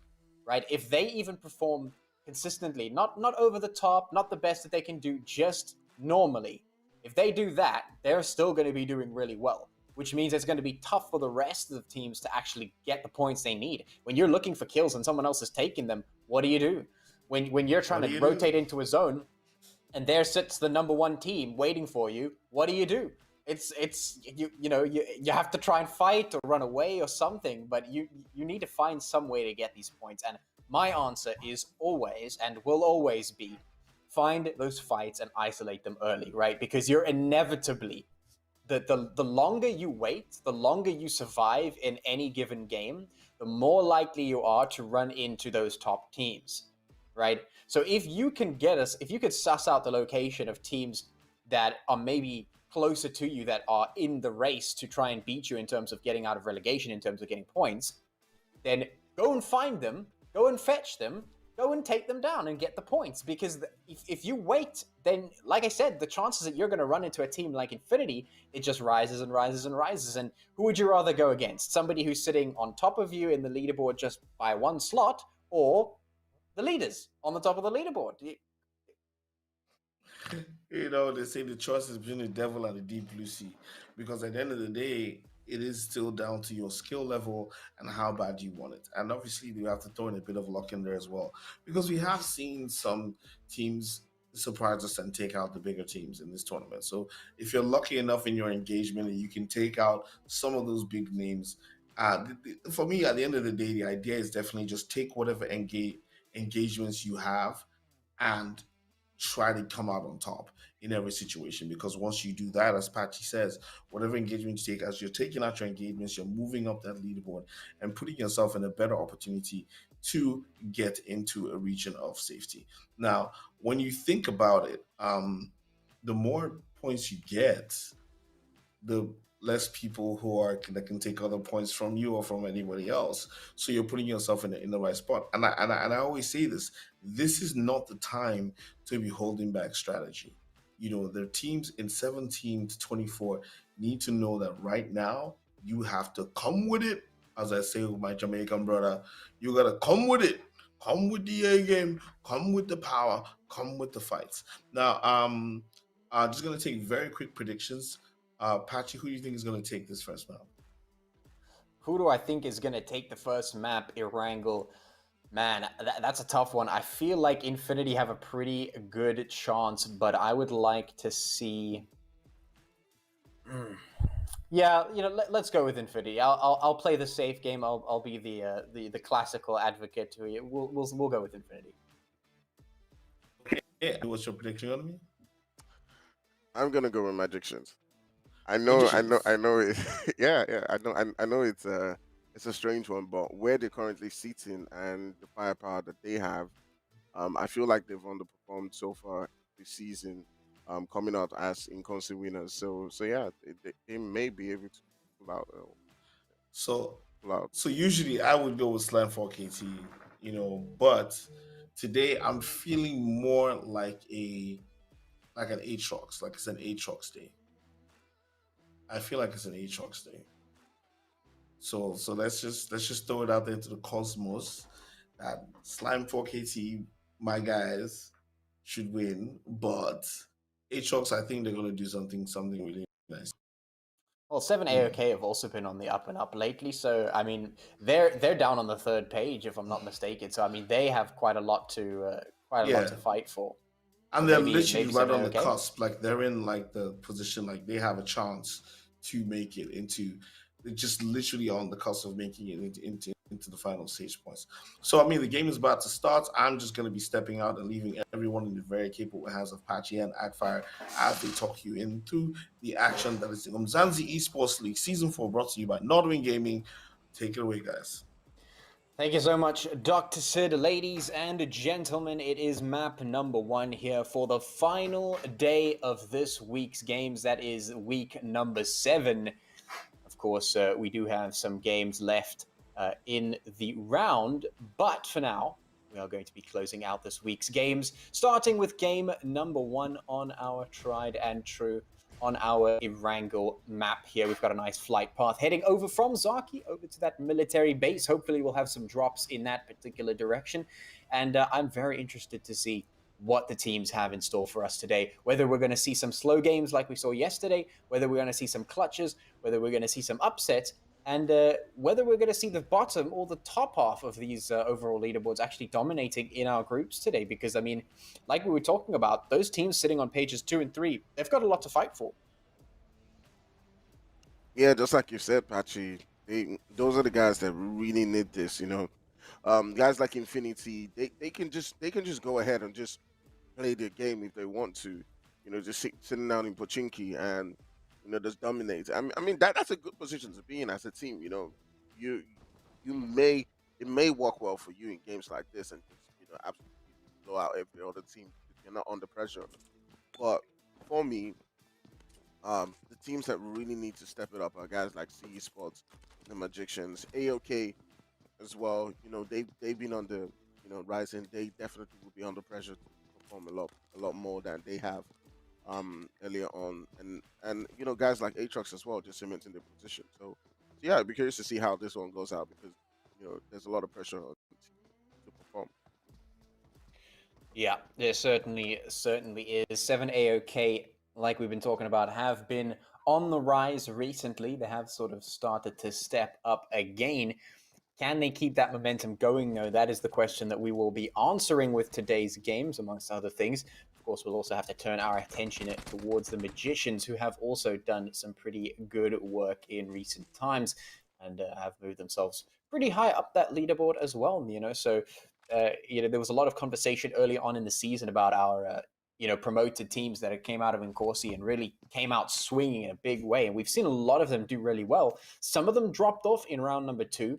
But as round number 2 has been sort of closed out slowly, they have started to step back up. Unfortunately, Solar Esports is not one of those teams that have found their footing early enough. They did find a little bit of success earlier on in this week's games, if I'm not mistaken, but they really just haven't come to the party quickly enough in round 2, and they are basically under serious threat of being dropped out. I mean, they are a considerable number of points behind.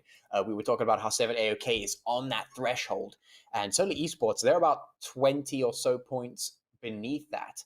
And 20, 30 points beneath that, it's really not where you want to be. Sure, you can drop that many points in a single game, but man, the work that is ahead of this team is absolutely nuts. If they want to climb out of relegation, the work starts right here in this game. Yeah, definitely. They got to put in a lot of work, just like you said. But now, just seeing these two teams, Patchy, what do you have to make of them? Based on their firepower, Rila Insider currently have lost 2 players in this particular one. Do you think they will be able to pull it back and just take out the guys from solo, or if you were in this situation, backing out would be the best option?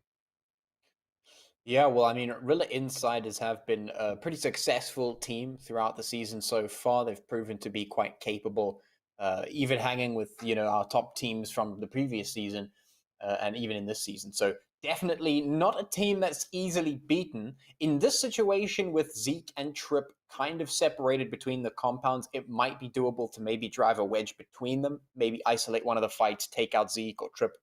That would make it definitely doable and a lot easier for Solo Esports.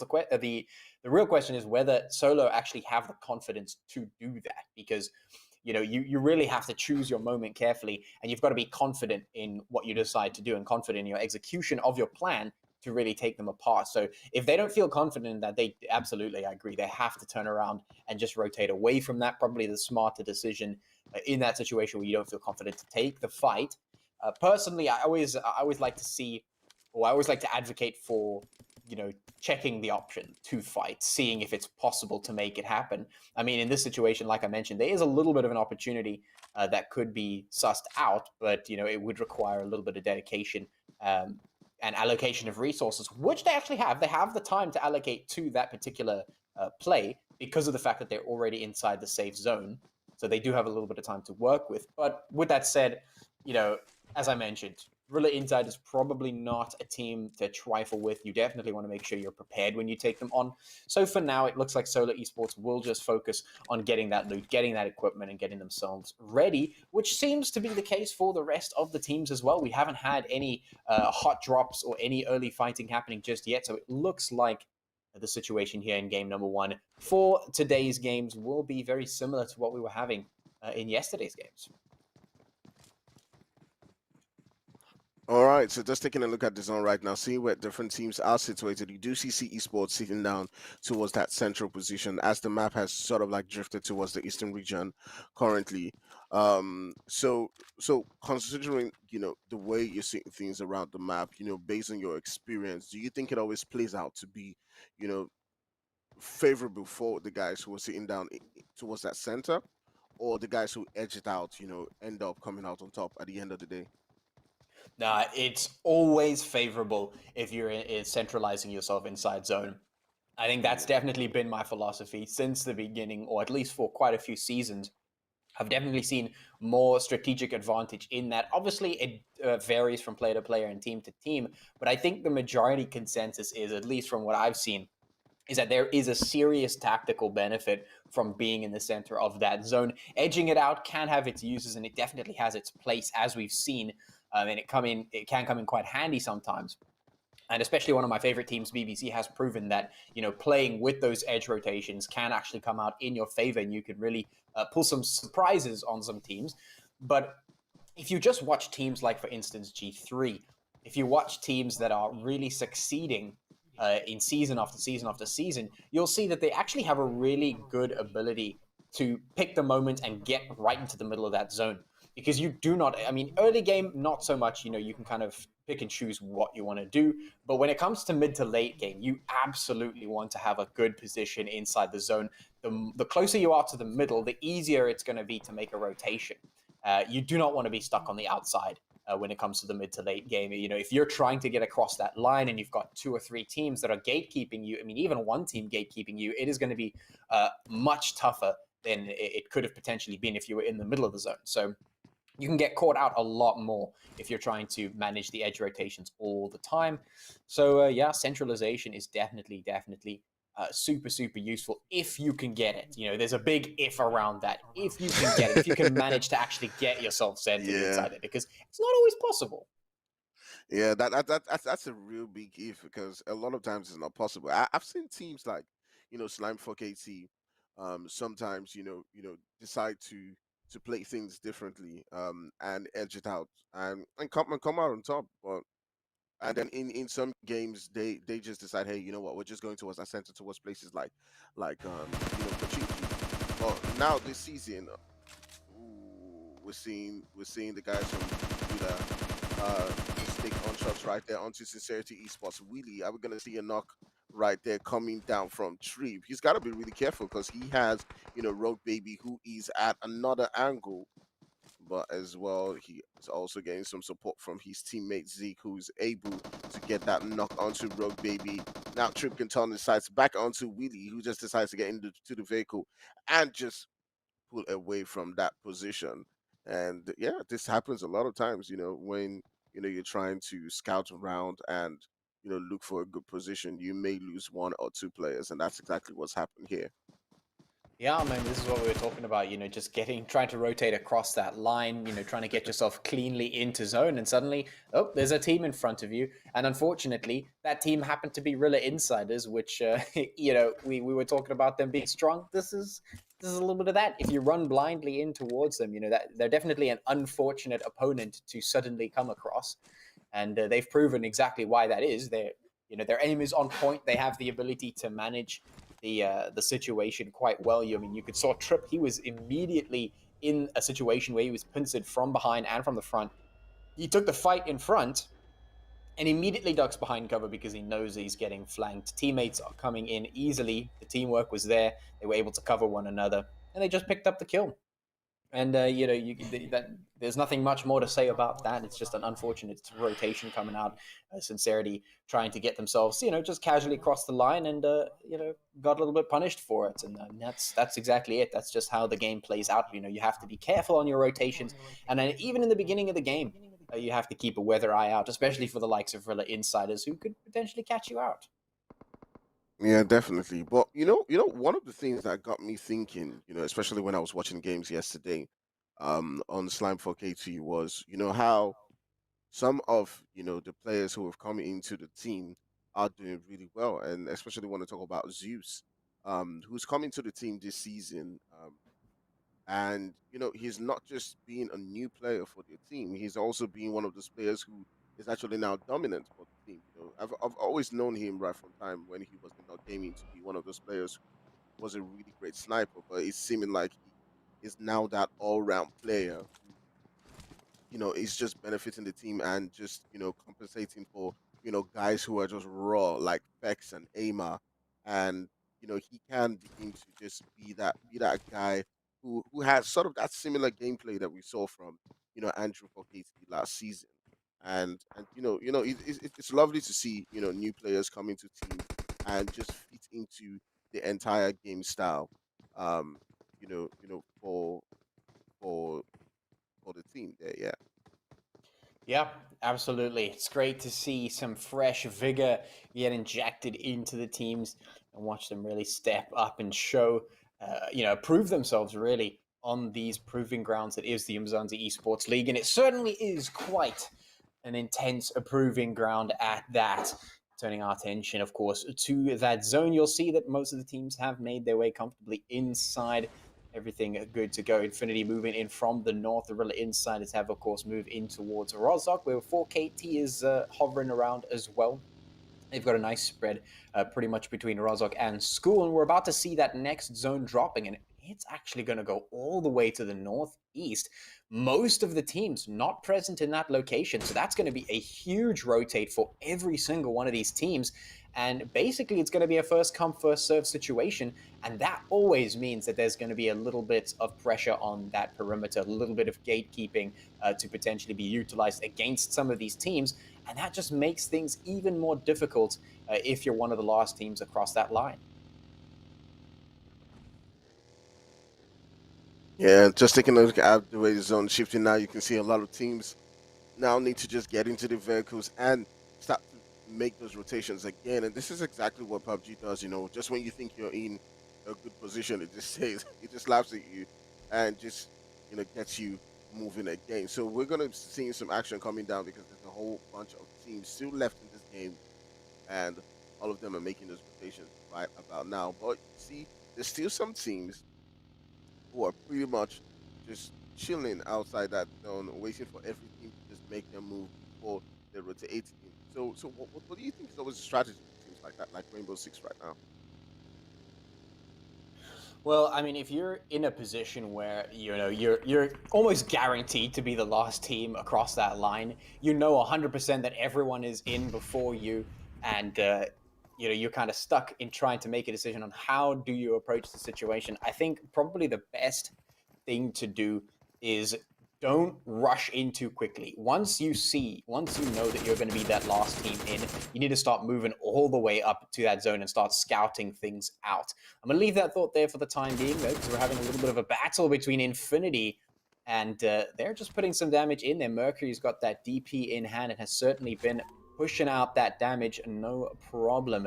Right now, they don't have any sufficient cover to try and take that fight against the Magician, so they have to be careful here. They're only working with a little bit of a hill, and they are going to decide to rotate around. Now, to move back to what I was saying about the rotations, that capability comes in when you have to stop moving immediately and start seeing where there's a gap.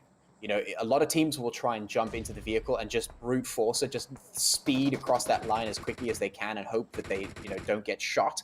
And it can work sometimes. Sometimes you'll drop a player or two and then ultimately make it across the line. But I think the smarter decision is, try and utilize time. Obviously, it's not going to always be the case where you have time to use, but if you do have a little bit of time, try and scout out the perimeter and see where there might be a little bit of a hole to get through. You can always take a look and see where you're less likely to run into a team. For instance, we know that the zone moved into the northeast. Most of the teams were in, the west and the south. So northeast is probably the best bet to rotate around to in terms of an open position. Now some fighting continuing to happen there. A really nice nade coming through and doing some damage. Fex now caught out in the blue zone is going to get downed as well.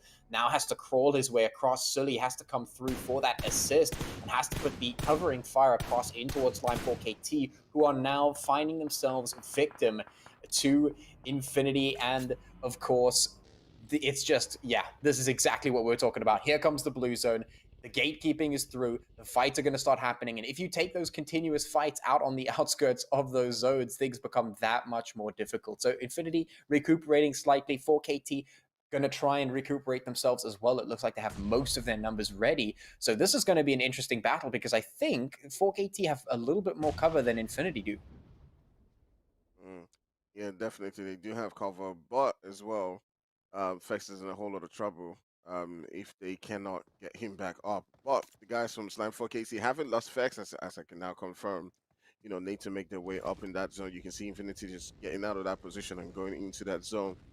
So yeah, it's slightly unfortunate that they did lose Fex right there. Hopefully, like we know, they can find ways to work even without Snipe 4KC. But Infinity INF getting into a whole lot of trouble as they do leave one particular battle and get into another one.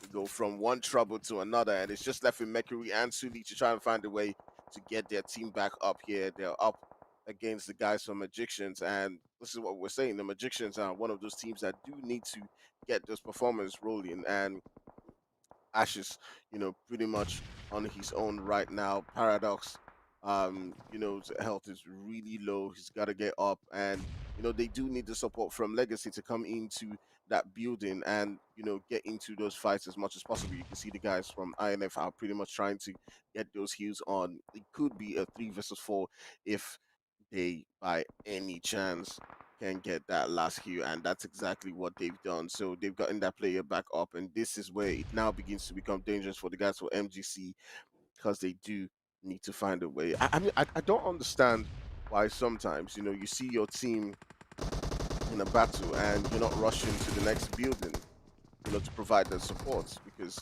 I feel like Legacy should have moved into those positions quite early, but now it's just left with Ash, who is alone for his team, and this is a really dangerous spot for them to be in because now he's got to make all those decisions on his own, and he's at a disadvantage because now he's got like you know um two players on his tail. He's got Suli pushing at him and taking him down right there. So, guys from INF coming out on top in that one and taking out the guys from Magicians.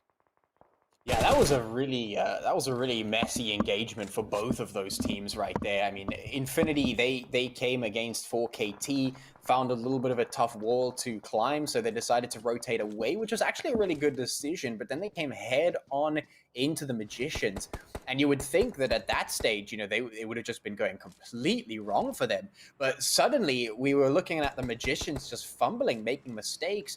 Legacy on the backside, on the other side of the house, or in a completely different house, should I say. We had the two Magicians players in the one house, but they were also separated. And then, of course, when 4KT came in and drove a wedge between them, Legacy didn't rotate in, decided to try and play on the back line. And that just easily allowed Infinity to win out the 1v1 against both of the players individually. And then, of course, when they were fighting alongside the wall with the two downs that they had already got, there was only one Magician alive because Legacy was on the back, so they were able to catch him out. And I mean, when you're fighting along the wall like that, there's no ways you're getting both of those reses in before those players come and flank you. And I mean, even if you got one res in, they'd be so low HP, there's just no time whatsoever. So of course, the Infinity AF team is gonna win that one, but now, speaking of Infinity AF, they've tried to roll up into the zone again, except this time they've come against 2 or 3 teams in the general vicinity, and most of their team has been wiped out once again. Now, Senior is the only one left for this team. No, actually, Lord seems to be on there as well, it looks like, just missing his particular location. But I mean, things are difficult right now. They've been separated. We've got 3 teams just fighting in the triangle here, trying to get themselves across the lines. C Esports needs to get across in towards 7AOK. And of course, we're talking about how 7AOK absolutely needs these points right now. So they're not going to be giving up without a fight either. So there's been a lot of messy fighting up until this point, and that might only continue depending on if these teams can, keep their head on their shoulders here under pressure. Yeah, definitely. You can see two teams who absolutely need this points. 7AOK and C Esports about to go at it versus each other. They've basically been fighting each other since they in concert, right? They know how each other play, and C Esports is one of those teams that has massive experience, in taking on battles, especially towards this late stage. And you can see they're pretty much just smoking out the area, just waiting for that perfect opportunity to take out the guys from AOK. And Manfilas and his team are just also doing the same thing, just waiting for those opportunities, blocking the vehicles, just covering several different angles, being very curious, not trying to make that push. But CE Sports with the zone coming in, they've got to make them move right now because it is 7 who has that spot within that zone, and they're trying to, just intelligently just rotate around. But they got to be careful because you also have the guys from Natural Killers not too far away from them with Osiris and Co. And that may just become very dangerous for them if they do try to rotate towards those angles. And you can see already they're already getting taken down with Osiris taking down Risk and Hero going down as well, exactly just as was predicted. They're getting taken down by the guys from Natural Killers while they were trying to rotate away from that spot. Yeah, right now, CE Esports finding themselves in a tough position. That Natural Killer DP is just going ham on the team. Osiris pulling the trigger, sending those shots straight down range into the bodies of CE Esports, but they're not out of the woodwork either. Aphelion Apex on the back line going in for the shots of their own, picking up some kills and damage onto the Natural Killers. There goes the Elam onto CE Esports. They get taken down. 7 AOK is going to survive for the time being, but they need to make a rotate up into zone. There are 9 teams remaining. We are 6 zones in already, and still so many players and teams still alive. These guys are absolutely fighting it out, and it is going to be complete chaos in these final few zones. Right now, we have ATROX taking up a position in the house. They've got a very favorable position in this stronghold here in the center of the zone, and they're going to be quite happy with that positioning, putting the shots now Pika in towards the Natural Killers and the rest of the stragglers who need to make their way across. We're looking at Aphelion Apex trying to make their way on in as well, because Solo Esports are the other team that has a stronghold inside, and there is the elimination of 4KT by Solo Esports. 4KT trying to brazenly rotate up. They thought they could make it happen, but no, they were wrong. They got immediately eliminated, and these 2 strongholds held by ATROX and Solo Esports in the middle of the zone on absolute bastion. It is going to be very, very difficult to flush these guys out. Oh, it's a really dangerous one, as you can see, for several different teams who are trying to make those rotations in. And just as you spoke about, during the beginning of this game, you were like, getting that central position is really key. And you can see the guys from, Solo Esports and AOK are really taking advantage of that as they are taking on every single team who's trying to make those late rotations into the zone. You see Slime for KT getting taken out, in 9th place and sent back into the lobby. And it's really tough for several teams. You can also see the guys from Aphelion Apex trying to make those rotations into that zone as well, get into those central positions, and it's really tough for every single team. As you can see, Yujiro just turning his sights onto the guys from Aphelion. You can see Cold trying to get into that vehicle. They're trying to smoke that road to just make that crossing because the zone's coming in. It's between solo esports and fighting those zones as well. So it's a really tough one for them. Yeah, Aphelion Apex seem to have the right idea. They're moving on in, trying to get themselves inside the building without being seen by Solo Esports. And right now it's working, kinda. The smokes have been popped and they've made it up to the wall, most of them, at least, and Elam does come through, but they're so low on HP. And Solo Esports, they have got those crosshairs completely trained up. Comes Yujiro, he's looking for the flank, and he will find it. Puts the shots and puts Cold right into the ground. No problem. Solo Esports, they're just proactively defending the compound, and it is working out for them beautifully. ATROX, meanwhile, they're just going to sit happily inside their little defensible position, keeping their crosshairs trained in towards Young Thunder, who are slowly on the approach from the opposite side. Osiris, I know Straggler from Natural Killers has managed to make his way into a little hut here. But Solo Esports, they've done what they needed to do to clean up the most of their enemies in that general vicinity. So, I mean, as these teams are getting eliminated one by one, basically we're down to a case of ATROX and Solo Esports just need to clean up the stragglers. If ATROX can manage Young Thunder, it is literally just going to be an easy pickings day for these 2 teams that are continuing to defend their strongholds here. They can just clean up those stragglers and then turn their attention towards one another. A nice nade coming in from the Rila insiders, who are still alive. Trip and Zeke still alive for their team, but they're under a lot of pressure here. And Diags has got his crosshair right in there, and he's just taking the shots as soon as he sees them. But a beautiful bait and switch coming out is going to be able to take him down. That's how you play that game. Trip and Zeke, they have some really great communication going. They know exactly that they have one chance to make this happen, one shot to get those points on the board, and that is some serious skill right there. Going out, baiting out the peek from that window player, and then immediately peeking out to take him down. And now they've made it to the the wall. So they are slowly but surely inching their way closer and closer to safety, closer to this absolute castle that has been established here by Solo and ATROX. Man, that was an absolutely lovely gameplay coming down from both of them as they work together to get, into those great positions behind that wall, and that's exactly what they needed to do because the guys from Solo Esports were absolutely farming every single team who was trying to make it into that good spot, that good position. But they're just a two-man squad. There's a limitation to what they can do based on the numbers of their team right now. So they got to go against the guys from Solo Esports, and they got to be really careful how they play this. Yeah, they certainly do. Young Thunder have managed to keep 3 of their players alive. Dead is watching out for them and putting some serious damage into them, making sure that they are punished for showing themselves in any way. Trip are going to get taken down by Somalis, leaving Zeke to try and fend for himself. Osiris now getting pushed by Indiags. Let's see if he can take this 1v1 fight. It's going to be a difficult time. Indiags is a bit lower on health than Osiris is, so unless Solar Esports is ready to come in with that assist from the top of the roof, Osiris should be able to win this out potentially, although ATROX might be able to get that third-party angle in. If they hear this fight, up they come. Diags has to play this super carefully. It looks like ATROX has heard the commotion, so they have turned their attention in the right direction. Zeke just trying to keep himself alive. There goes Samurai. He gets taken down. Young Thunder still putting the shots across. They are keeping themselves alive in this one. This is a very tough situation to be in, Zeke. Oh, playing it perfectly. He does peek at the perfect moment. He just peeks out. He isn't too keen, and he makes sure that his timing is just right, and he picks that kill up for himself. He is keeping the hopes and dreams of Rila Insiders alive for now, not exposing himself, not jumping the gun. He peaks at the perfect moment. Solo now very low on HP. They have to be careful about this. Their bastion, their stronghold, their castle is only going to last them so long. It isn't going to give them free HP, so they have to make sure that they manage themselves just right. Yujiro keeping a weather eye out. Pika getting taken down as Young Thunder move up in towards ATROX. ATROX only a 2-man squad, and now that they have had one player down, it's all up to Dead to defend this position.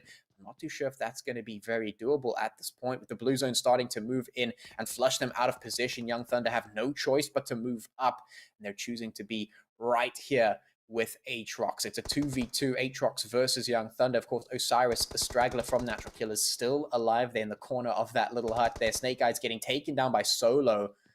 Man, what a tough time it's been, and now we find ourselves in a crossfire map, backs against the wall. Zeke still alive, but the entirety of Solo Esports know exactly where he is, and he's forced to jump on up, forced to get in, but he does manage to make that dash. He does get across in time. Very low on HP, very little to spare, but there's the shot into Osiris. Osiris does get taken down. That's another team eliminated. 4 teams remaining here, and the numbers being shaved out bit by bit. Here comes Yujiro, a quick peek to put the shots in towards Young Thunder. Ungodly instantly going to get thirsted, and now Snake Eyes is the last one left for Young Thunder. He is going to get flushed out of that position very quickly. The smoke is not doing enough to damage. The damage comes straight through the smoke. The smoke does not block the bullets. Now Mighty, he's going to jump down and go for Zeke, the last player here from Rila Insiders. Solo Esports can taste the victory, but they've got to land the shots, and they do. Zeke goes down. One more elimination is barring them between this and the chicken dinner. Dead is the last player left, and he won't survive much longer. That is a victory for Solo Esports.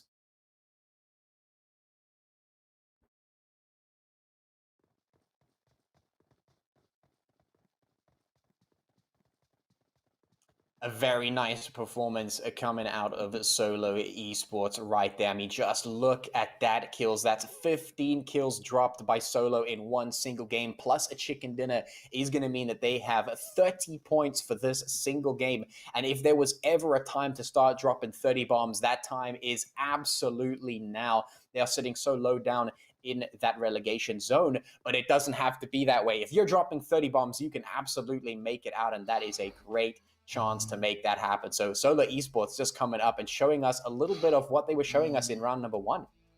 Yes. Team ATROX, very close, not too far behind, which is my prediction was not badly predicted. Ladies and gentlemen, that is the first game of the day. It is Solo Esports taking the winner chicken dinner. Patchy, did you see that coming? Yeah, did you see that coming? I I can't say that I did, but I'm glad that it did. You know, yesterday I was actually asking the question, you know, is Solo Esports going to be able to bring back a little bit of their potential? Because we, as I mentioned, we saw them in round one of this season. They were doing phenomenally. They were one of the only teams to drop so many kills that they found themselves on page number one, which is phenomenal.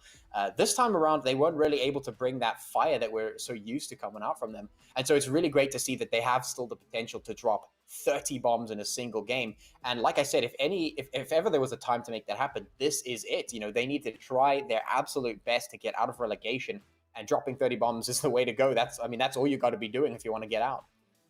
Yeah, definitely. Dropping those points will definitely be needed to get them into the next round. Now, let us take a look at the standings after game one. 30 points for Solo Esports. Tony, talk us through the standings.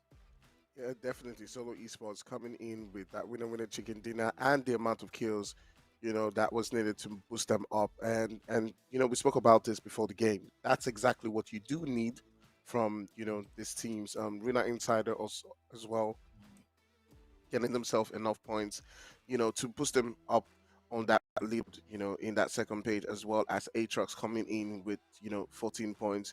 Guys like Your Killers and Young Thundercats and Natural Killers as well, sharing 11 points right there. Influence Rage Africa coming in with 8 kills and getting 9 points. Slime for KT and Aphelion Apex also scraping, some points enough for them to just keep on, up on that leaderboard. You can see right there on the second page, you also have CE Sports, the Infinity, AOK, not getting as much points as they probably would have hoped for.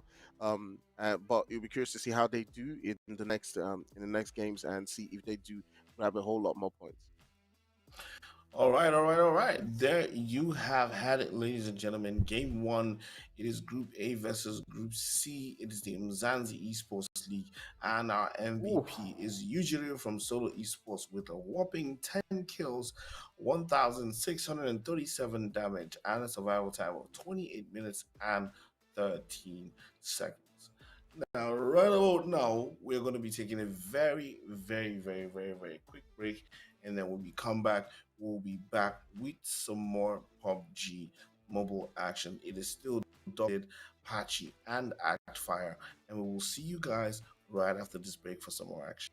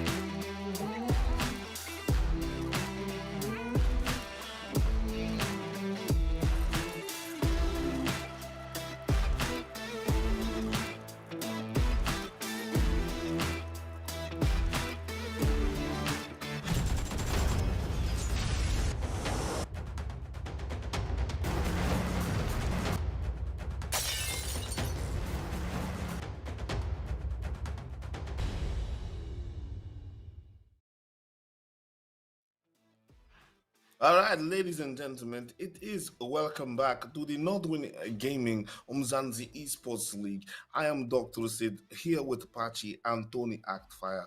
We're about to give you action coming from one of my personal favorite map. But before we do that, let's take a quick recap and look at what happened in game one on Erangel. Yeah, it was quite the game to say the least. It got very, very difficult towards the end, but it certainly brought out some fantastic plays from a lot of players. And Solo Esports with a fantastic defense for a couple of those end game zones, coming out with a 30 bomb at the end of that. The Chicken Dinner plus 15 kills, basically replicating their score there, nice and easy, just through kills alone, which is phenomenal to see coming out of Solar Esports. And it certainly has been exactly what we've been waiting for out of them. Now, basically, what we're waiting to see is, can they do something like that again? Because if Solo Esports can continue, not necessarily 30 bombs, but if they can just keep scoring high for the next two games, they might just be in contention to get out of the relegation zone as well. So it's absolutely fantastic to see coming out of them. The real question mark comes in here with 7-8 OK. We only got 2 points in that match. They're going to need a whole lot more than that if they want to escape from that relegation zone, which certainly is what they want to be doing around about now. Yeah, escaping the relegation zone is extremely important for a lot of these teams. But like I was saying, like when I said it's time to go hard or go home, I see the guys from OKT literally just doing enough to make sure that they're racking up points so they don't drop, and just staying steady in that position for them to be in line to make it to the next round. Tony, the next map is Sanhok. It is close quarters. It is that tight space. Usual definitely coming through with the 10 kill game, which made him our MVP of the last match. As you can see, a load of damage with 1637 and survival time of 28 minutes and 13 seconds. Now, moving on to the next map, I'm always a big fan of how things get so intense on Sanhok. Sometimes it's like it's quiet for a while, and then you have this big burst of energy, and everything just goes chaotic, and the team numbers can go from 14 down to 5 in a matter of seconds. Tony, what are you looking forward to on Sanhok? Man, a lot of third-party players coming in. I'm looking forward to see a lot of teams not be afraid to fight. I'm looking forward to see situations where there are teams, maybe Slime 4KT is fighting. Guys like INF, and Infinity just comes in from behind and just takes them out. You do see moments like that in the Sandhawk game. So it's really difficult to predict who's going to come out on top as compared to other maps. But it would be lovely to see those third parties coming in. Well, statistically, there are teams that usually do well on Sandhawk. But, Patchy, do you think we should be looking at those statistics? Or at this stage of the tournament, do we throw those stats out of the window and see how the teams do on their own? Well, I mean, if Solo Esports is going to be doing what they did in the last game, then I'm kind of feeling like there could be some Solo Esports chicken dinners again here in Sanhok. I mean, they've proven that they're a very defensively capable team. When it comes to Sanhok, if you get a good position and you can defend it, it's going to be absolutely great for you. So, I mean, if they can get that going for themselves, they can go all the way and potentially get a back-to-back chicken dinner here in game number 2. So I think when it comes to those previous stats, maybe we should kind of toss them out the window, because right now the teams are just going up. They're going wild. Yeah, they realize that the pressure is on right now. I mean, every single game that we play, we get closer to the end of the round, and that means that we get closer to the relegation cutoff time. These teams know that the pressure is on, especially if you're a team that's down in that zone. 7AOK is there, Solar Esports is there. They have to be super careful about what they do. Young Thunder is there. And I mean, when you're in that position, you have to get as many points as possible. And I mean, if that kind of pressure is going to cause you to drop 30 bomb games, we're going to see some crazy stuff. Yes, we definitely like that kind of pressure. And, as you were talking just now, I just realized that basically the zone is closing out on the league table. and it's going to be stopping at number 16. So if you're not in range of number 1 to 16, then you are definitely going to be caught out of the blue zone, and no amount of meds is going to save you. Ladies and gentlemen, the players are out in the air. It is time for some Sanhok action, and I'm leaving you in the very capable hands of Patchy and Tony, and I'll see you after the map. Thank you so much, Dr. Sid. It is map number 2. We have Sanhok ready to go, ready for the action that is the close quarters map of Sanhok, and hopefully we will see some action straight off the bat. But if we use game number 1 as a bit of a blueprint, it looks like all these teams need is just a little bit of prep time to get themselves ready, and then you just set them off. You just let them go, let them run, and they just go absolutely wild. When it comes to this particular map, we know that after that first few zones, like after zone number 1 and 2, basically, it starts to speed up really, really quickly. And I mean, if pressure is what these teams need to perform, then there's going to be plenty of that, and hopefully we will see that forcing these teams forward. ATROX is actually another team that was doing really well defensively in the previous map, and we can of course see that particular team right up in the thick of things with C Esports, and it looks like 7 AOK has dropped around there as well as Solar Esports. So we've got a lot of players, a lot of teams, should I say, dropping in and around that same area. So I mean, maybe we're going to see an early fight happen. Maybe we're going to see some early rivalries developing between these teams here in today's games. Yeah, one of the teams that we don't talk about quite often is Aatrox, and how they just play the game totally, how just their strategy. They're one of those teams who they're not too flashy about how they play. They may get 1 or 2 winner chicken dinners here or there, but they're one of those teams who do know how to grind out those little points that at the end of the day may count for them. They could come into a game and grab 14 points, and then the next game they grab 8, and then the game after that they grab 1. At the end of the day, that's pretty much like getting about 2 winner chicken dinners without much kills, right? And they just know how to get this little points, and that's why you see them. We've seen them sitting down in the first table, and we're seeing them sitting down very close to that right now. So yeah, they're one of those teams. I mean, generally, a lot of people watching don't like that style, of, smart gameplay and all that. But sometimes it may be just what you need. A little bit of aggression, a little bit of tactical gameplay. Maybe what you need to keep yourself within the within the out of the relegation zone. Yeah.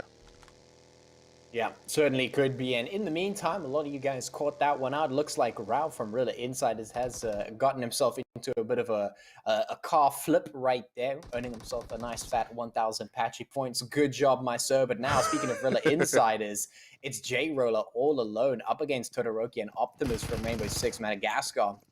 He's got his work cut out for him right now because he's got no health coming, and he's already been taken down. Todoroki, with a sliver of HP, is going to win that gunfight and take him down. So the Rila Insiders have already lost one of their players.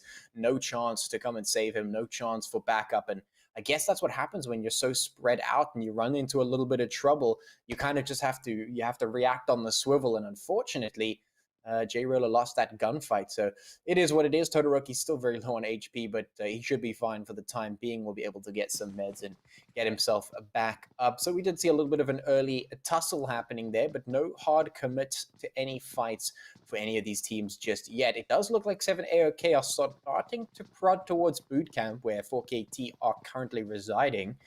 So that could be a little bit of a scuffle to break out there. And then potentially down south, where we do see Young Thunder rolling around with Aphelion Apex. Aphelion Apex very spread out. I mean, look at that. All of their players in completely different spots. If Kage gets spotted out, he is basically done for. There is no one that is going to come to his rescue. And if the Magicians spot out Rusty or Sicko, for instance, they're also done for. It's they've put themselves in a very, very thinly spread scenario, so they've got to be careful. Yeah, it's a really tough one for them. But taking a look at this zone right now, you do see it's sort of like edging towards that western, northwest region. And that probably does benefit the guys from Slime for Casey, just sitting down in that boot camp. They can rotate to any position. And just like you said, holding that central position is always key for you, moving into the late stages of the game. Yeah, we'll just have to wait and see what they've got in store for us. Kage, he's just taken a little bit of a observation of the surrounding areas, taking a look and seeing what is going on in all of these different spots, what's happening with all these teams. Right now, Young Thunder all the way up in, or all the way down, should I say, in Sami. They're just chilling for the time being. That zone is going to start moving its way on in very shortly, but luckily it is a very slow-moving zone, so the teams do not have to worry too much about that for now. But as I mentioned, it does start to pick up once zones 1 and 2 are kind of out of the way. It does start to get a lot faster, a lot quicker. So these teams are going to have to make sure that they stay on that swivel. Right now, Paradise Resort has decompressed quite a bit. We saw quite a few teams up in that particular spot, but they have started to move away from there. CE Sports, the last team, starting to move out of that location as well and get themselves a little bit more centralized in that zone to potentially start getting ready for the fights that will inevitably be breaking out soon. Yeah, and this is what you definitely do expect from, Sanhok. It starts off really slow. Sometimes you get those early fights, but it's all down to, just teams coming closer together as those zones, begin to get smaller and smaller. And as you can see, the guys from AOK just chilling up on this hill, just taking a look at Slime 4KT. They most likely, these teams know who's probably in what position, and they're probably deciding, hey, you know what, we don't want to take this fight early on, and they're most likely just gonna wait for their opportunity where they can get 1 or 2 knocks before making that final push. Yeah, it's all about that positioning. It's all about the setup and the payoff. We'll see if these teams can get that execution down and dusted. Right now, Slime 4KT, they have got complete control of that boot camp area. They've got a nice split as well to cover the distance. Looks like 7 AOK are making their way up around the side of the compound. The Magicians moving in as well. They've taken up residence just towards the west of that location near boot camp. It looks like we've got a couple of other teams in the vicinity as well. C have moved down from Paradise Resort, so they've abandoned that particular spot in favor of a spot a little bit more down south and closer towards the middle section of that zone. The Rila Insiders, we got Trip all the way to the top of this mountain here, or this hill, keeping weather eye out towards Optimus and Todoroki. Of course, we know that Todoroki and Optimus took that fight against J Roller, so the Rila Insiders are aware of the positioning of these two players. Maybe they're looking to take a little bit of revenge. Trip is certainly looking to take a little bit of revenge. He's putting the damage straight into Optimus there and has actually managed to do quite a bit of it too. And now isolating Optimus from Todoroki has made it a very difficult push for Rainbow Six because they have to start outrunning the zone very soon. And it's not going to be too easy to do that when you're trying to both outrun the zone and try and dodge out of the bullets that Trip is going to be sending in your directions. Optimus trying to get his HP back up and ready, prepared for this rotate that he needs to make very soon. It is still the first zone, so it's not going to be doing too much damage, but you definitely don't want to get caught in a prolonged fight here in the blue zone. So let's see how Optimus reacts to this, because right now he is pinned. Yeah, this is definitely the kind of situation that Rila Insider loves. They love the situations where they're taking on teams who are trying to, just rotate into that zone. But Trip has got to be careful. You do see Optimus, he's got his sight on him, and you can see Todoroki just trying to get that flank, hopefully to get a knock or two. And yeah, I'm curious to see who actually does get first blood between these two players right here. Yeah, we'll have to wait and see. For the time being, the Rila Insiders are going to start to move back. It looks like they realize that they don't want to get caught out in that blue zone either. So they're just going to be moving back and back away from that for now. So Rainbow Six, they're going to get off with a light tap on the wrists. Luckily, Optimus will be able to keep his life for the time being. The Rila Insider is just going to rotate across the line into safety. But if you turn your eyes towards the middle of the map, things are starting to look nice and crowded. All these teams realize the potential benefit of being in towards the middle of the map for the next zone rotations. They realize how quick this map can be with its zones. And, well, they want to stay light on their feet, make sure that they are adaptable. And with the zone about to close on in, we're going to see where it's about to change to. ATROX moving down from the northeast, making their way in towards safety. The same for Rainbow Six and the Rila Insiders. Young Thunder have also moved on up, and it looks like that zone has shifted towards the northwest. So most of the teams still inside safety. that's going to give them a bit of a chance to either set up or rotate to a more favorable position based on the current zone location. I feel like a setup might be pretty useful, considering that there's a lot of teams that are hovering around in this area. I mean, there's so many. If you expose yourself at this point, you're putting yourself in quite a considerable amount of danger. Yeah, at this particular point in time, I feel like things are about to just blow up. As you can see, there's several different teams just converging around the same region, all the way around Pochinki. And it's just about to let loose because you have, teams like, Slime 4KC, as well as, NK, INF, all sitting down within the same region. And, one zone shift, and they all have to make their way across. It could just we could just see a lot of teams just going down while they're trying to make those rotations in. But it'd be curious to see who is actually the team that actually does come out on top. And that's what you love from maps like Sanhok. Yeah, and now we're watching Osiris taking a couple pot shots.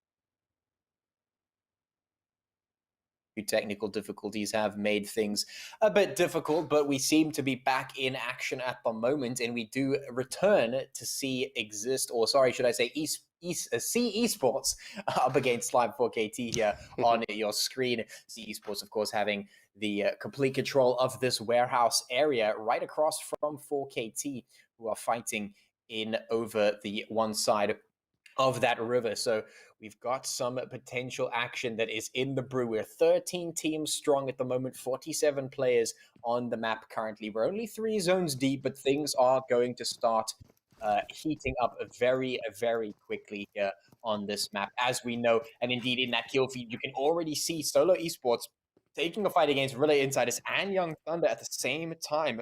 Things are certainly starting to heat up across this map right now. See Esports still defending their warehouse location here on the map, and they're quite close to the zone as well, so they should easily be able to get in there. But it's Solar Esports that's just taking those fights. Slime 4KT as well, fighting against the Magicians. Paradox going to get taken down and eliminated there, which is a very tough position to be in. Yujiro putting the hits in towards Young Thunder and is going to take Adonis down as well. So there is some serious fighting happening on this map at present, and that is not going to be slowing down much as we continue through this map. Things only get faster, they only get more intense from here on in, and all of these teams are going to have to fight at their utmost to try and maintain their positions or move up on that log, as so many of these teams are attempting to do. Solar Esports, of course, is one of them that we've been talking about for quite some time. They need to get things moving. They dropped a really nice 30 bomb, but there's still so much more work to do for so many teams. We're taking a look at the Magicians, who are right across from Slime 4KT. The Magicians, of course, having control of that compound is going to give them a nice defensible position versus 4KT, who have some hills, some rocks, and some trees to work with. But of course, when it comes to 4KT, you can't really count them down and out, especially if they give their 100%. They're definitely a team to reckon with. You know, the Magicians have lost one player, which is Paradox, and you know, the last game you did see them lose that fight all the way to INF with Suli and the boys being able to just take them out eventually, even though they were able to take down 2 players. So you'd be curious to see how they do play this one, because they're one of those teams who you know, they're in the seconds page and they're not really safe, right? They should be getting a lot more points than they are getting right now, and the first game's gone, and this is another game where they do just need to grab, you know, even if it's just, you know, 10, 14 points to just keep them within that page, because if teams who are all the way in that relegation spot like Solo Esports are going to be getting 30 bombs, then you know it's definitely putting teams like Magicians at a risk. Ooh, take a look at this zone. That's a horrible shift for so many of these teams. ATROX getting a nice elimination up in towards the northeast. But with that zone going all the way down towards the southeast of that location, you can see there's so much water in there. The entire channel, including that little island there, is inside the zone at the moment. So there is very limited space for these teams to fight on. This is about to be super chaotic. You can already see C Esports jumping into the channel, taking a bit of a swim. And now we've got 4KT trying to take a few long-range shots to a lot of the teams that need to make the rotates. There's going to be a lot of gatekeeping that's about to happen, and a lot of people just dying in very difficult spots because there is very little land to play on right now. Natural Killer's in a decent position up here on the top of this hill. Young Thunder getting taken down a couple of players. Solar Esports losing a few fights against Sincerity. That's easy. Putting the shots into Yujiro. They get taken down. 7AOK now rushing up towards the Natural Killers. 7AOK, they need these points, and the Natural Killers have been a bit shaky in their performance over the season so far. So 7AOK definitely have the potential to take some kills against them. In the meantime, though, they have put in a nice nade that has taken one of the players down as they try and make the shots. Mista has found some nice beams in towards one of their players. Stella has gone down, but Juicy and Roshi have to make something happen here. They have to be on point when it comes to this defense, because 7AOK are hungry for these kills right now. So much damage going back and forth. Skull takes a few points of damage for himself as well. Juicy coming in to assist Stella and try and bolster Natural Killer's numbers back up, make sure that they are ready to go. Roshi also going to be on the retreat. They know they have a decent spot to defend from, but as soon as he tries to retreat back to a defensible position, he just gets shot straight in the back. The Natural Killers, they are in a very, very precarious position right now. Osiris on the back line hasn't been forward to help. He's just trying to stay on the back line and help his team get the reses through, and all the while, 7AOK are slowly advancing bit by bit and tossing those nades in to soften up the kills. Man, this is definitely what you do expect from a team like 7AOK looking to grab those points as well. But you can see the natural killers are not giving up. They're not holding back. They're getting those reses back up. And they're now turning their sights onto the guys from AOK as they do look to defend this position. AOK is trying to make their way onto the zone. You can see the third parties coming in from teams like CE Sports and getting the kills right there, taking them out. Pretty much just helping out the guys from 7AOK. But also, the guys from 7AOK getting tagged up as well. And they got to find a way to hold their line, but they are getting taken out by CE Sports, and CE Sports is just at the corner right there, just playing spoiler to both of these teams and just taking them out one by one. Yeah, it is tough times all around, and now, of course, with that blue zone on the horizon, things are not going to get any easier for this team. Roshi trying to put the shots in towards CE Sports, going for as many kills as possible, especially with the rising threat coming from 7AOK. He does spot Bruni out. That's a lot of damage done. This guy is just not missing any of his shots right there. So much damage just being sent in towards CE Sports. They are not letting up right now. They are not giving any mercy over to any of these players, and this is exactly what we want to see, even fighting across the channel, fighting over the water.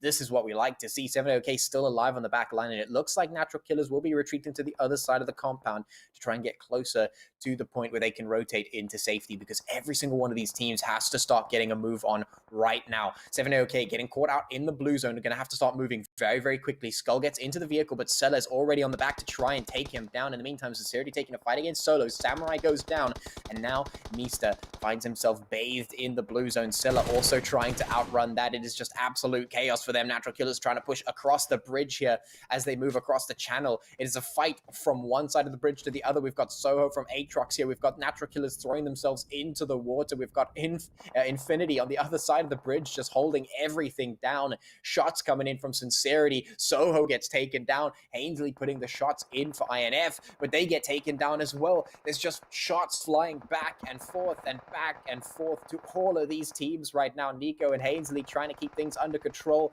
Really, Inside is getting eliminated, but so are the rest of INF. Dead gets taken down. He is dead. Juicy now trying to swim through the water, but the blue zone coming in to do the damage. The Natural Killers have to try and get their way into safety as soon as possible, but there's too much gatekeeping. There's too many angles being held right now. And now Slime Fex is pushing in, trying to go for a cheeky peek inside the house, but he doesn't get the kill, and that's going to be a bit of a problem. Speaking of kills, the Magicians finding some kills of their own as they push on up and try and stop 4KT from making this happen. But up comes Fex. What a great drop shot. He kills all of the players there from the Magicians. They just get instantly eliminated, and somehow we find ourselves with 3 teams remaining, 9 players left. Sincerity with all their players on top of that mountain right there, every single one of them still alive. Infinity, this team has made it up into top 3 as well. They have just been super consistent, and when the pressure gets put on them, they do indeed perform. And Slime 4KT, how could you doubt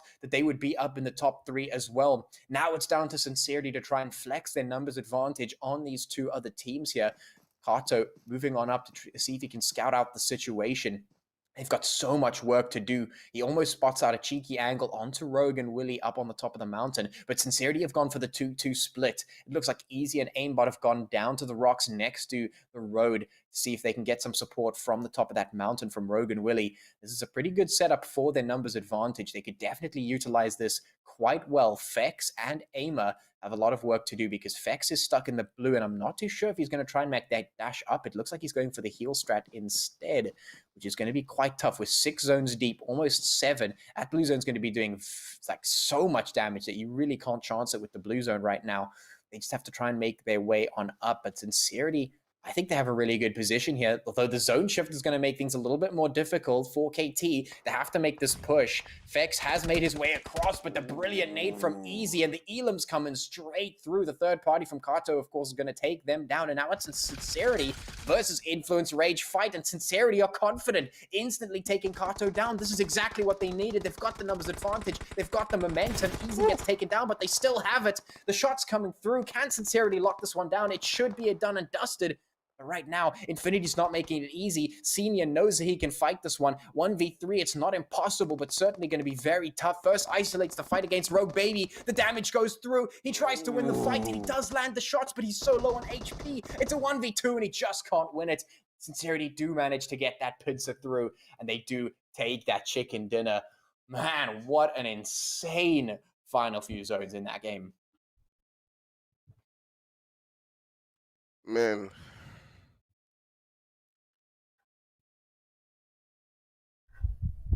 Six, 10 kills coming out of Sincerity right there. That is just nuts. 10 kills plus the 15 points from the chicken dinner is just going to be absolutely juicy for Sincerity. A very nice victory for them in map number 2. But man, I think I just have to echo what Dr. said. When you asked, are we going to be seeing some teams, are we going to be looking at the stats, or are we going to just be seeing some crazy stuff happening? It's definitely the crazy stuff. Yeah, listen, that was an amazing map to watch. Like from going dark to coming back on, and then it just went all action from there. I literally saw the room drop from like 10 to like 3 in like a space of like a snap of a finger. It's like Thanos went through the room. Listen, ladies and gentlemen, this is the action that we can only get from the Umzansi Esports League. Look, Sincerity Esports, Influence Raids, Slime 4KT, 3 teams going ham, getting the top spots in this particular map. I mean, Patchy, would you say was your highlight play of this particular map? Man, it was such a chaotic map towards the end there. I mean, to try and pick a highlight moment out of that one, I feel like maybe the closer was probably a good one to choose. I mean, we had so many teams, they were like throwing themselves off of bridges. Everyone was dying in the water. People were like scrambling to try and get into safety. And then luckily, Sincerity, they had played really diligently. They took all of their players into the final zone, which is huge. I mean, if you can get all of your players alive in the final zone, that's a great advantage. And then they played it really smartly. I mean, to say the least, it was a very calculated decision. They had to took a 2-2 split, 2 players up on the top of the hill, 2 players down towards the road, the players on the hill supporting the players down on the road. And they just played it exactly how they needed to. Isolated fights. They took the fight against the one team. Kato came in with the third party to finish that off, and then Sincerity were just able to close it out. It looked a little bit shaky towards the end, but they made it happen, and I think that's definitely my highlight for that game. What about you?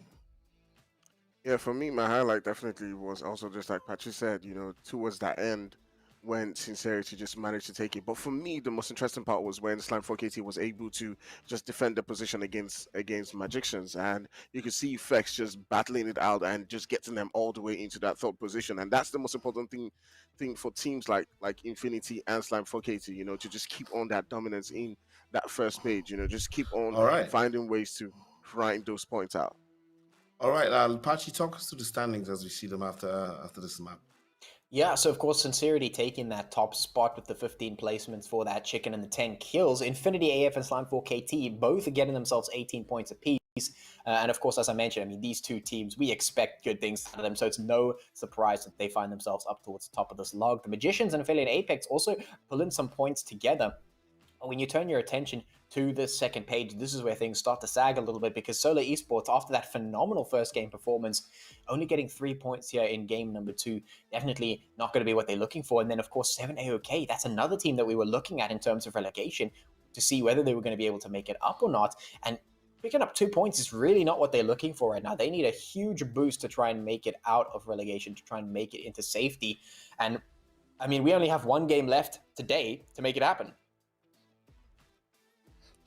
1 game left today to make it happen. And do you think that they can do well? Look at that. It is Aimer with MVP, 5 kills, 544 damage, 23 minutes and 12 seconds of survival time. Ladies and gentlemen, 1 more map today to give for teams to get their acts together to show us what they can do. It is still Dr. Sid, Patchy, and Tony Agfire, and we will be right back after this break with some more action from the Umzansi Esports League. This is Season 4, brought to you, of course, by none other than Nodric Gaming.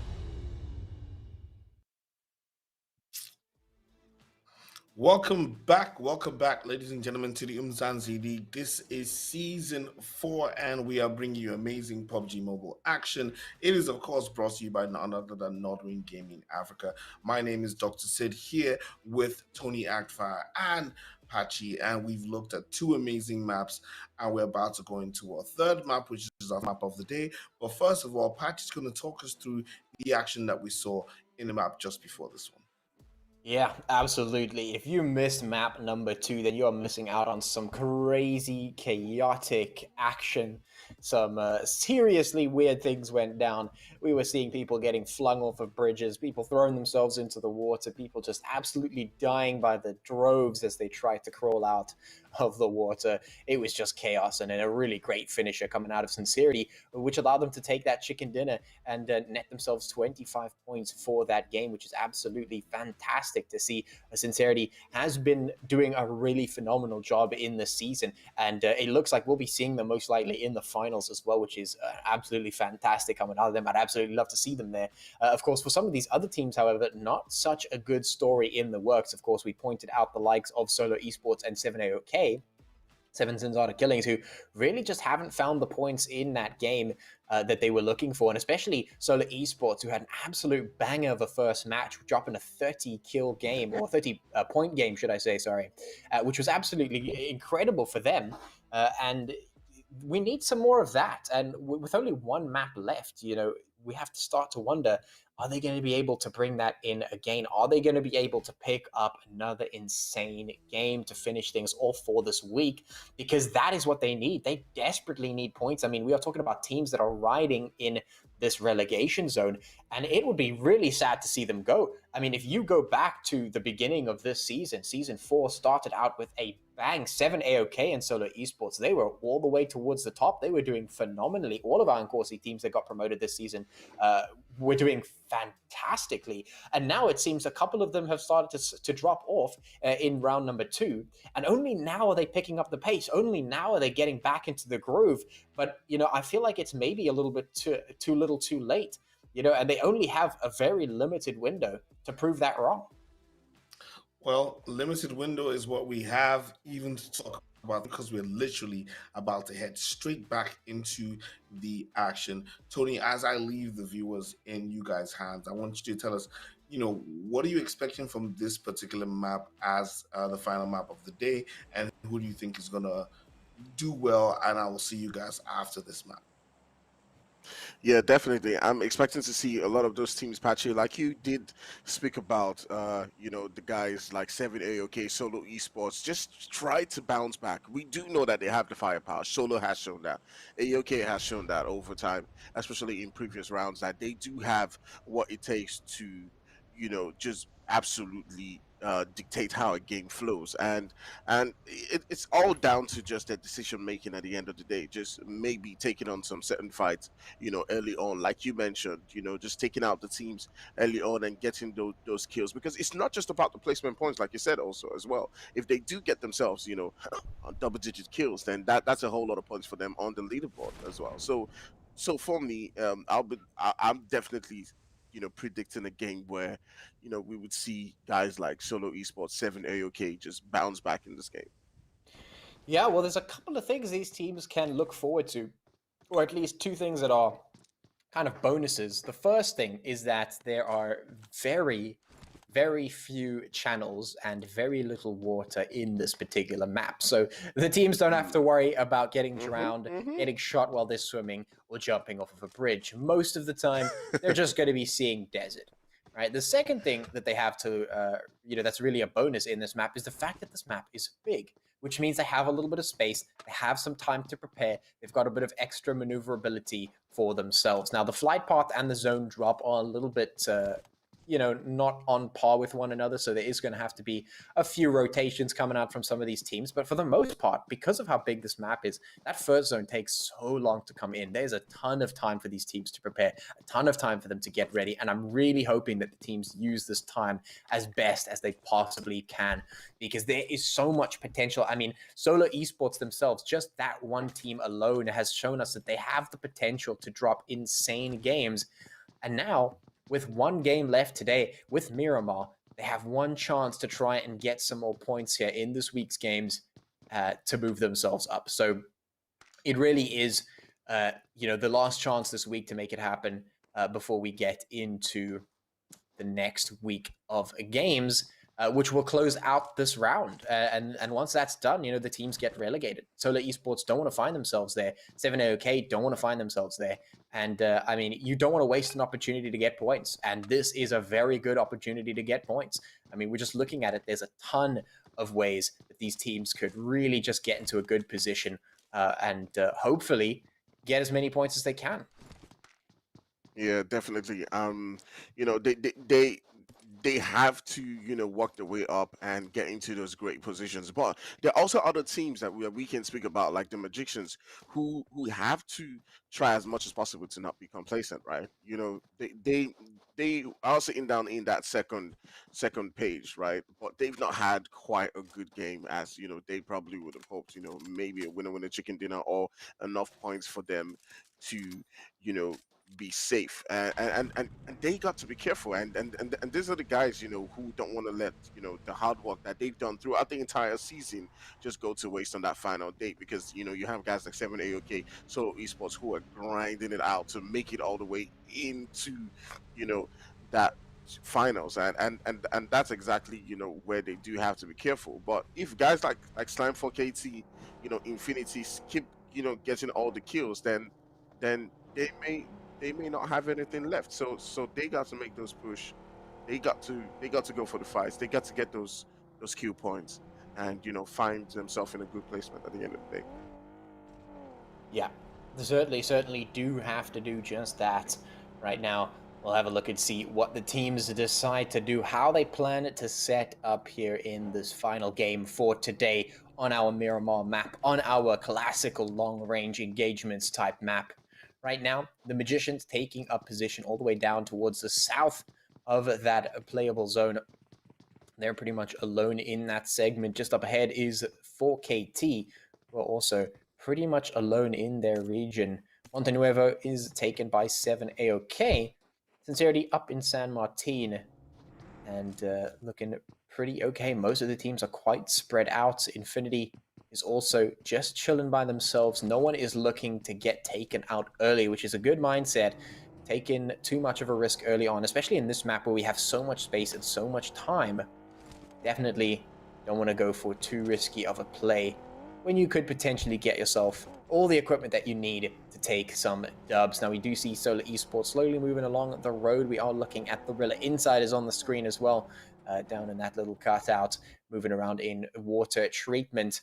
Everyone is just looting, getting that equipment ready, and this is exactly what they're able to do on this map. There's no reason at this point to go for any crazy early fights, especially when there's plenty of space to move around in and time to loot up. The real question then becomes, okay, once these teams are all ready, once they're all equipped, who comes out on top? Because if everyone's got, relatively similar gear and they're ready to fight and they're all equipped to take the battles, then it becomes a matter of rotations. It becomes a matter of who's able to win the gunfights and who makes the correct decisions under pressure. And of course, we will start to see that as things go on.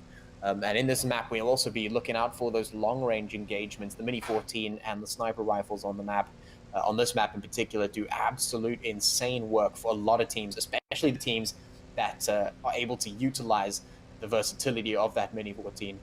We've seen them just tear through HPs super, super quickly. Definitely. You can see the guys from Sincerity Esports trying to make their way into that central position. And they're doing exactly what we spoke about for teams, who are looking to cement their position and make it all the way into that finals. And, grabbing that winner with the chicken dinner is obviously, very helpful for them. But you do see Infinity also as well, just like you said, getting a central position. They've been doing that throughout the entire season. They've always, taken positions in Pochinki, getting into that center quite early. You can see Slime 4K2 doing the same as well. But curious to see, you do have other guys like, Magicians who are just sort of like playing it slow for now. They're pretty much just sitting towards that southwest region and, probably looking to make those late rotations, as well as CE Sports, just edging it right now. So I mean, do you think this is like the sort of gameplay you should be expecting from teams who do need to grab more points? Yeah, that's a difficult question to answer. You know, games 1 and 2 were quite rowdy, and I think there was a lot of attempts to get things done, a lot of attempts to get as many points as possible. Now that we're in our final game, I feel like there's a lot of weight that's now been put on top of all of these teams. They realize, damn, this is the last game that we have to date to put points on the board. With Solar Esports taking a really great dub in game number 1, and then falling off a little bit in game number 2, they're starting to think to themselves, all right, we need to start playing a little bit smarter. Let's take a little bit of a slowdown, you know, take our foot off the accelerator a little bit and take stock of our situation. Let's see, how can we rack up some more points here in this game? I mean, even if we don't drop another 30 bomb, even if we don't get a chicken dinner, how do we get some points? How do we get some kills? How do we get a few more consistent points in total to actually, you know, make it a little bit easier on ourselves? Because once this week is over, we only have 1 week left. That's 3 days. That's a total of 9 games in total for all the groups. And I think you don't play in every single group. So I think you play in 2 out of the 3. So any one single team only has a few games in their pocket once this week is over to try and make things happen. With Solar Esports, that pressure is rising bit by bit, moment by moment. And in this game, of course, you want to get as many points as possible. So right now, I think all the teams are playing it a little bit slower, trying to take stock of their situation and figure out the best way to more consistently put points on the board. Now, what that's going to do is, if everyone's starting to take their foot off that accelerator, what that's going to do is it's going to start to build up a lot of pressure in this match. As the teams get closer and closer and closer, they're going to stay alive. Maybe they'll take some pot shots. Maybe there'll be a couple of skirmishes. But for the most part, most of the teams will stay alive. Once we get into the end game of this map, things start to become really, really tough. The engagements become very difficult because you've got so many teams that are in relatively defensible positions on this map. There's a lot of really great angles that can be utilized from most places. You know, a lot of heals that you can use, a lot of compounds to defend. So it becomes very difficult when you're fighting 3 or 4 teams in the surrounding area, but all of them have defensible positions and all of them have really good angles to use, and you're just trying to choose your moment, pick the right time. There's a lot of third parties that could come through. It becomes very, very difficult to manage. So it really does become about which team can actually get your macro gameplay when it comes to the early to mid game, and then of course managing those micro situations when it comes to the sort of mid to late game phase. Yeah, definitely. I do think solo esports is one of those is looking to get into good positions, is looking to get those extra kills. You can see they're already making those central moves right now. You can see Samurai, Yujiro, and the rest of the team is just trying to rotate, trying to look for what's a perfect spot. But they may come across a team or two, and to be curious to see how they actually do handle themselves. When they actually get into those fights. We do know that Yujiro is one of those players. Grabbing the winner chicken dinner and 10 kills by himself. We do know that they do have that firepower if they're in a really good spot. But we do see the guys from Rila inside of right now. They're about to get pushed by CE Sports. You can see Kira, Risk, and Wizard pretty much just hovering around this position, just waiting for the opportunity. But it is J Roller who does set things rolling as they do take down Wizard with that amazing grenade right there. Will they be pushing onto this position, or will they just still be holding back as they're not sure of the entire position where the guys from CE Sports are located? But another knock coming in right there onto the guys from CE Sports. They are in a whole lot of mess right now. If the guys from Reader Insider do decide to push onto this one, it's going to be really, really tough for them. Influence Rage now rolling up to the party. CE Sports, they were solo on HP while the Rilla Insiders were taking some damage in towards them, some great nades coming through. But now Influence have just decided to roll on up and catch them a little bit off guard. Lots of damage being done to Rao. He has to make sure that he gets himself back up and ready for this fight because things are about to break out. The Rilla Insiders calling for help, calling for reinforcements as Influence just start to push in towards this compound here, in towards this position. See Nico very up close and personal with J-Roller preparing the nade, getting ready to get the knock. Trip on the meantime. He does get some really nice knocks in there, so the cavalry is coming. They are coming in for the assist. Can Influence Rage take this fight? Have they bitten off a little bit more than they can chew? Mercury gets taken out, and now it's Zeke on that flank. He's going to help Rao and J-Roller defend this position, and maybe Influence Rage, they have to pull this trigger right now. Otherwise, they're going to get taken down from behind by Zeke and the rest of Rilla Insiders. Now Zeke getting recalled back back into the compound as Influence push on in. Lots of damage being done in towards Nico, but the fight's not going in their favor. J-Roller gets taken down. Rao also hitting the deck, and that's instant thirsts coming out for Influence Rage. They have won the fight against Rila Insiders. Rila Insiders will have to retreat out of this one, and it is a tough fight, but a successful take. Oh, definitely not going the way Rila Insiders would have planned. You can see Treeve and Zig just deciding to pull out of that one and get away from that fight. I personally felt like they probably would have provided some support early on. If they had gotten into the building quite early, they might have been able to provide some support, and there might have been a totally different outcome. Maybe their teammates probably wouldn't have been tested, but you know, sometimes these things don't just go your way. It was a 2v2, and the guys from Influence Rage did come out on top in that particular one. Yeah, they certainly did. Influence Rage getting that victory over the Rila Insiders in that particular position, forcing the last two remaining players from the Rila Insiders to retreat, which they have done. As you can see on screen, they have relocated just across the way from Solo Esports, who is defending another compound. It's just compound to compound here across this map. Rogue and Aimbot getting taken down. Sincerity under some serious fire. Solo Esports, they're just putting the hits right across. You can see those long-range shots coming through from Yujiro, and he is landing some good damage there. They do not want to let these guys go for free whatsoever. Some third parties are coming through as well from the Relay Insiders. So it's a little bit of a triangle battle that we've got going on our screen here. But Rogue gets taken down right across the way, and I mean, this triangle of death is proving to be very deadly for Sincerity. In fact, they just get eliminated. Smoke not doing enough to cover their position, and they just get beamed straight through it. Zeke, Trip, the last two from the Rila Insiders doing well to keep themselves going and keep the activity moving, making sure that they are putting some shots across. And Solo also just continuing to look for the kills. It's going to be super important for these guys to make it happen. They've already picked up 2 kills for themselves, so that's 2 free points that they have earned for themselves here in this game, but they need a whole lot more than that. Pika taking quite a bit of damage here. ATROX under fire from Solo.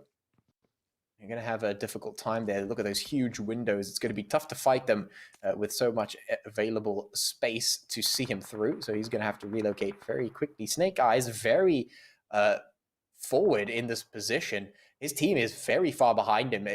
There's no ways you take this fight against 4KT. I think the opportune moment that you can run away from this situation, you should probably take it right now, because you're about to get rolled up on.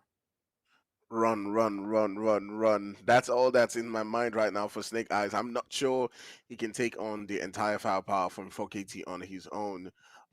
So right now he does need his guys to pull up into his position. You can see him just looking around and just trying to see how far away Superior is from him, if he can come in. But he may just be able to play spoiler and be, you know, that third party opponent that just comes in if another team starts to fire onto that position where 4KT is at. It does look like 4KT is getting into vehicles, trying to leave that position. Maybe that rotation away might just work in hand for Snake Eyes. As you can see, he does take that opportunity and is pulling out of that position, maybe retreating to his team, and might be able to now rotate into that zone. Yeah, Snake Eyes. I love the confidence, my dude, but man, going up 1v4 against 4KT, I don't know about that decision making. We'll probably have to question that one just a little bit. But hey, great confidence coming out from him. Hopefully he regroups the team a little bit, because he is a little bit separated from them at the moment. In the meantime, the Magicians trying to put a few shots across to some of those rotating teams that find themselves inside the zone. Nico taking a lot of damage from Trip. They want to get some revenge on Influence Rage for having beaten their previous 2 teammates in that battle that they had a little bit earlier. Now it's Trip's turn to try and find some damage in. Also going to be spotting some more teams that are on the rotate in towards that zone, but he is focused. He is laser focused on the team from Influence Rage right there. They just want to take that revenge, that sweet, sweet revenge, as Mercury is not rolling up. We do see Sevenson's AOK taking up residence in that compound, but they're getting slaughtered here. CE Esports also taking quite a bit of damage there, but Sully putting the hits in. Dead finds Samurai from Solo. Man, oh man, Influence Rage, they're not done just yet. They're taking the fight to 7 AOK. This is going to be a tough one, especially considering the Rila Insiders are ready to take their revenge as soon as you start slipping. Oof.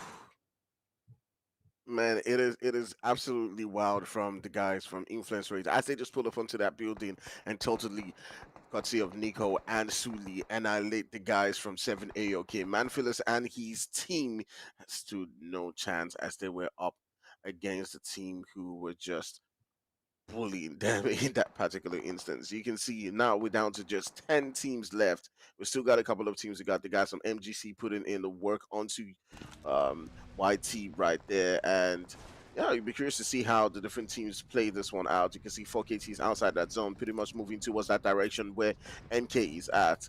But taking a look at this zone right now, who do you think stands the most chance? I can see Infinity still having a great position. They're always doing this every single time, always, within that central position. How did these guys do it? Yeah, it's really, it starts from the beginning of the game when as soon as you hit the ground, you have a look and see what is that zone doing and how do we get in, like, is there someone already there? Do we know about because sometimes flight path, like in this game that we've gotten here, the flight path and the zone drop in two separate locations. So, ooh, the middle of that zone is actually open. Let's go and take it right now. Or let's rotate there as soon as we can and try and take up a strong position, and it doesn't have to be dead center in the middle of the zone. It just has to be relatively center or relatively central. You find a nice defensible position and you take it. And then the next time the zone shifts up, you relocate again and you relocate again, and it is on a case by case basis. You do have to play it by ear, and that's a lot of what plays into the sort of dynamic nature of the game, and that's really where the skill comes in. But ultimately, if you're Infinity and you're just on the move and you're able to flex a little bit and show your power, then you can just straight up do it, and that's exactly what they have been doing at the moment. Now Infinity looking in towards 4KT, who are slowly on the move, pushing up in towards the location. That zone has shifted again, and it's not in favor of any of these teams. So they are forced to fight or retreat, and it looks like they might just be choosing to fight. 4KT actually going on a bit of a defense there. Aimer getting out of that situation super quick, maybe going for a bit of a flank there as the rest of the team rolls on in. But Ozzy and Kato going to have to try and take this fight over the hilltops. Fex looking for the shots in towards Kato, prepping that nade. It's a little bit of a messy fight here because they're going to have to start running away from that blue zone very, very shortly. So they have to get this done and dusted quite quickly. Otherwise, they'll find themselves in a very tough position with blue zone washing up behind them and tickling them from behind. Definitely not the situation that you want to be in. Those nades absolutely flying across the map. Trip getting taken down in the meantime by Silly as revenge is coming through there for Influence Rage. Now Infinity find themselves in a tough spot to slime 4KT, swarm around them like vultures ready to take this kill. Man, my heart just keeps boiling every single time I see Infinity and Slime 4KT about to get into a fight, because these are the two teams that, just give me like this certain amount of trio every single time I watch them play. And them going against each other right there was what I was really hoping for. But they just decided to back out and move into that zone. So yeah, probably is the best decision. But you can see Solo Esports getting that central position, can now beginning to turn the sights onto several different teams as they do take down one of the players from Slime 4KT and send him back into the lobby. Oh, 4KT once again having to move northward to try and get into safety. Natural Killers rolling up on the Magicians, taking out a couple of their players here. Cold now finds himself in a tough spot as he gets down by Samurai. He is isolated from the rest of his team, and this should be the easy thirst coming through as well.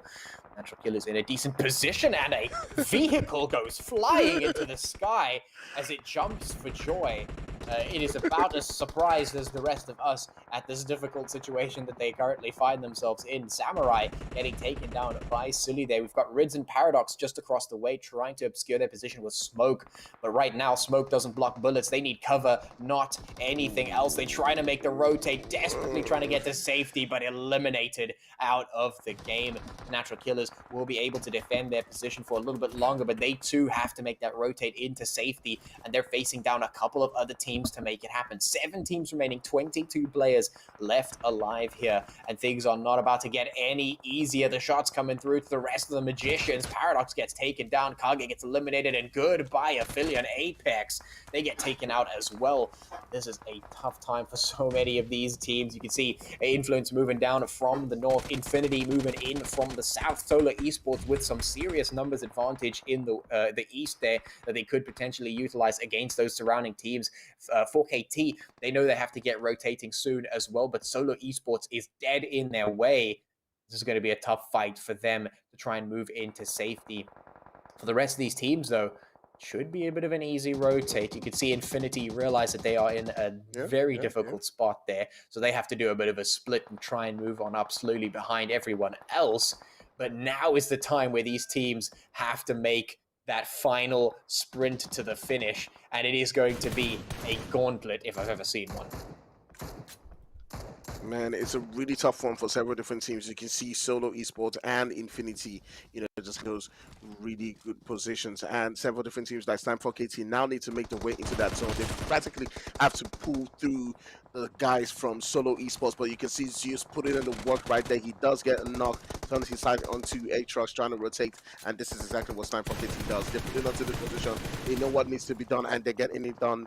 But Solo Esports, they do know how to hold their positions, and they're doing that right now. Yeah, they certainly do. Solo Esports putting up a serious defense, but can they hold against the likes of 4KT right now? They certainly are doing just that. Aimer and Zeus are the last two remaining for 4KT, but they can do the damage instantly, though, clapped back. And Solo Esports just not letting them get a foot in the door. They will successfully defend against 4KT and send them packing back to the lobby here. Solo Esports, they're ready to reclaim some points for themselves. They've already made it into the top 4, and they are picking up kill after kill. 7 kills in total for them, and they are not finished just yet. They are still hungry for more, and in top 4, they have the potential of taking another chicken dinner today, which would be absolutely huge for them.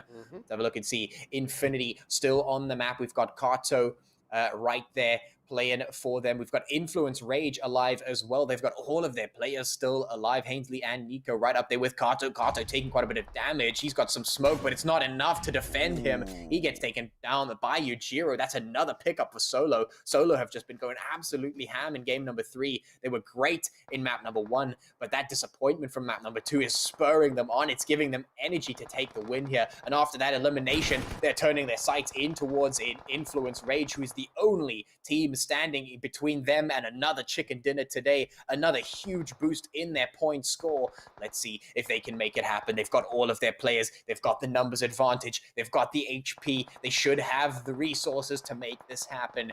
But is it going to turn in their favor? That blue zone about to close up again. Mercury on the one side could potentially come in with the flank, but this defense from Solo Esports should be enough. They've been showing such a capable defensive position. They were able to defeat 4KT, and now they're defeating Influence one by one.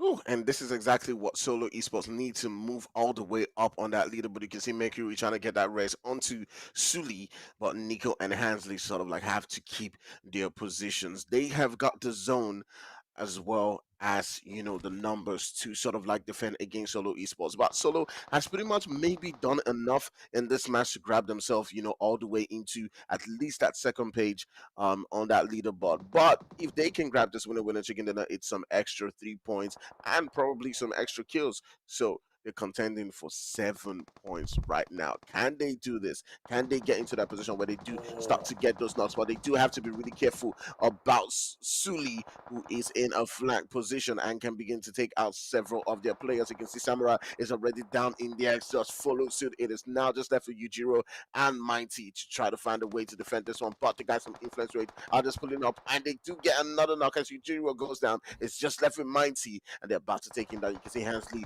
just pretty much just rushing onto that position. Mighty does get a knock, but Sully and Mercury are putting up quite close. Can Mighty find a way to take this one? But yeah, at the end of the day, the guys from Influence Rage do take it home with an immense amount of kills right there. My maths is failing me right now. It's failing me. Is that 20 kills for Influence Rage.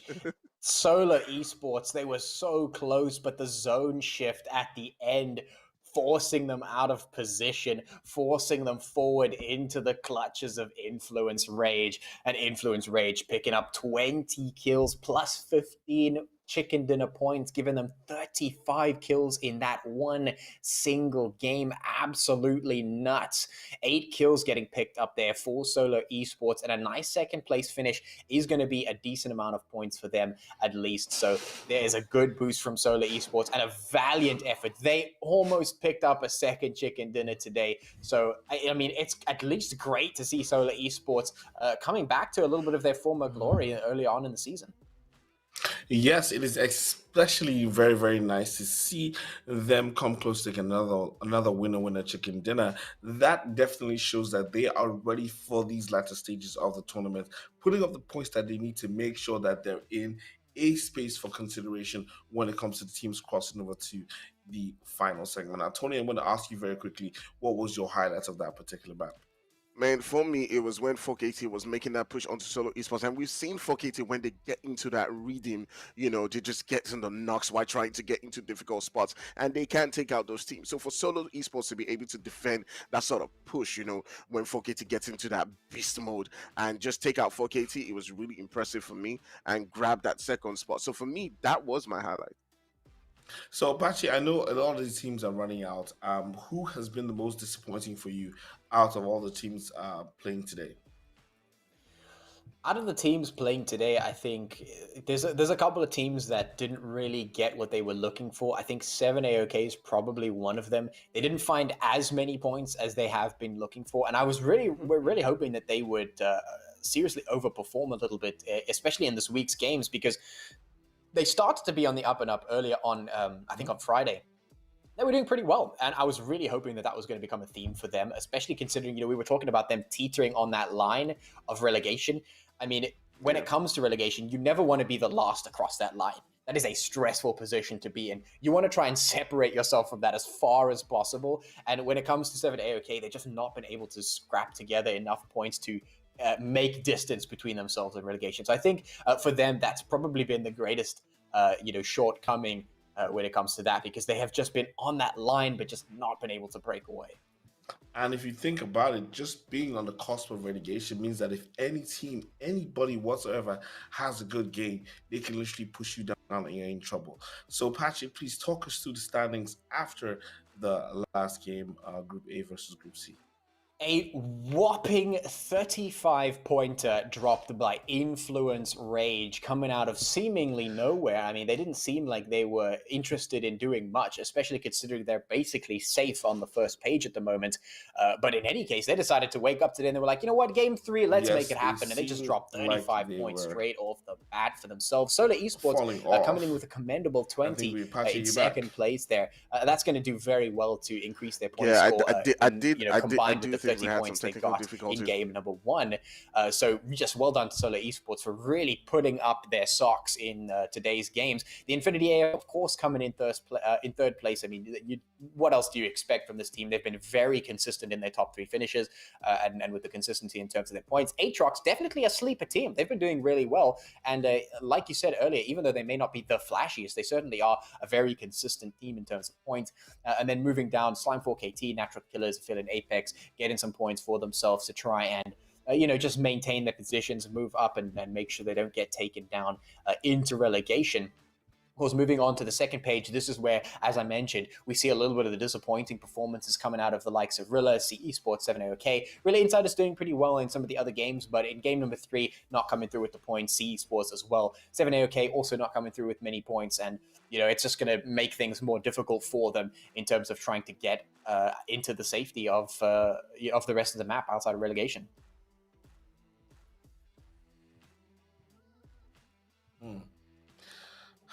We cannot wait to the overall standings to see exactly what these matches have done to the overall standings and who's standing where.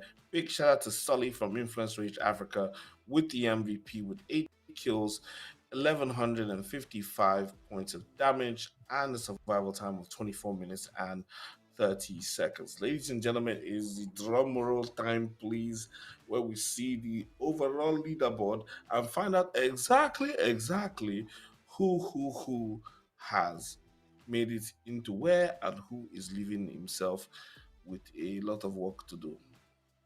It's no surprise that Sully has picked up some MVPs here with damage like that, and it's been kind of crazy because I mean, all 3 games, or at least games 1 and 2 by my memory, we saw some insane point drops from our MVPs. I mean, they're dropping like 1k points minimum damage done, which is really insane. I mean, some of these players have, 2, 3, 4,000 points of damage. So to drop 1,000 points, that's literally a quarter of all of the total, kill leader damage points done in a single game. That's absolutely nuts. We're definitely going to be seeing some shifts in those kill leaders for sure.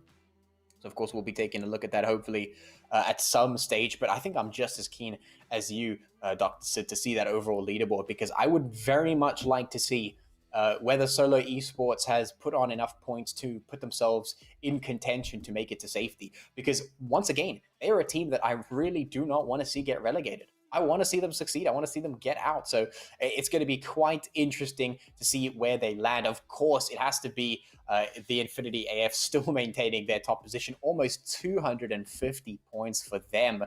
Influence Rage having made it up into spot number 4 there with some good performances, then especially with a really great finisher on today's third map.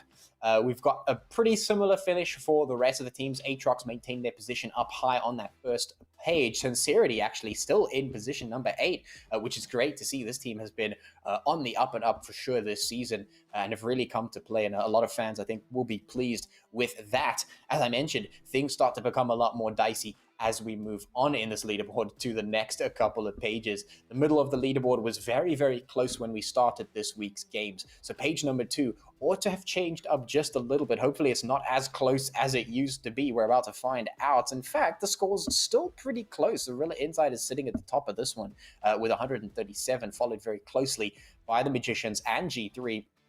Who have 133 and 130 respectively. Moving down to the bottom though, the last safe spot, it looks like Solo managed to make it up into slot number 14, which is absolutely fantastic to see. And I mean, that just gives so much hope for this team to keep themselves safe. If they can perform next week to at least a decent consistency, they make it out. Whew. Making it out, that is just what everybody's hoping to do. Now, Tony, we're going to be looking over to the next page. Tell us what we're looking at here. Man, the guys from Natural Killers, Rainbow Six, 7 AOK, Young Thundercats, Rain from Hell. I mean, it's obvious to see why they've been here. You understand? Like, just judging even just by today's games, you can see there were inconsistent performances from most of them. They were able to step it up.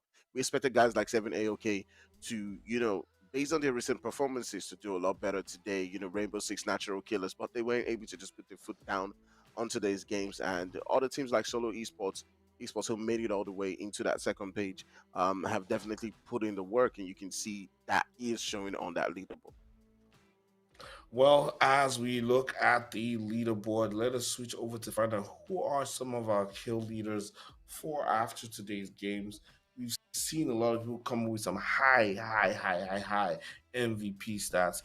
And Pachi, what are we looking at right here? 41 kills on your boy Kato, 6,375 points of damage. This man is dropping those kills real quick. Sully coming in with 37, 6,755 points of damage from him. Yujiro from Solo Esports, Solo repping those kills, and it has to be after that incredible game number 1.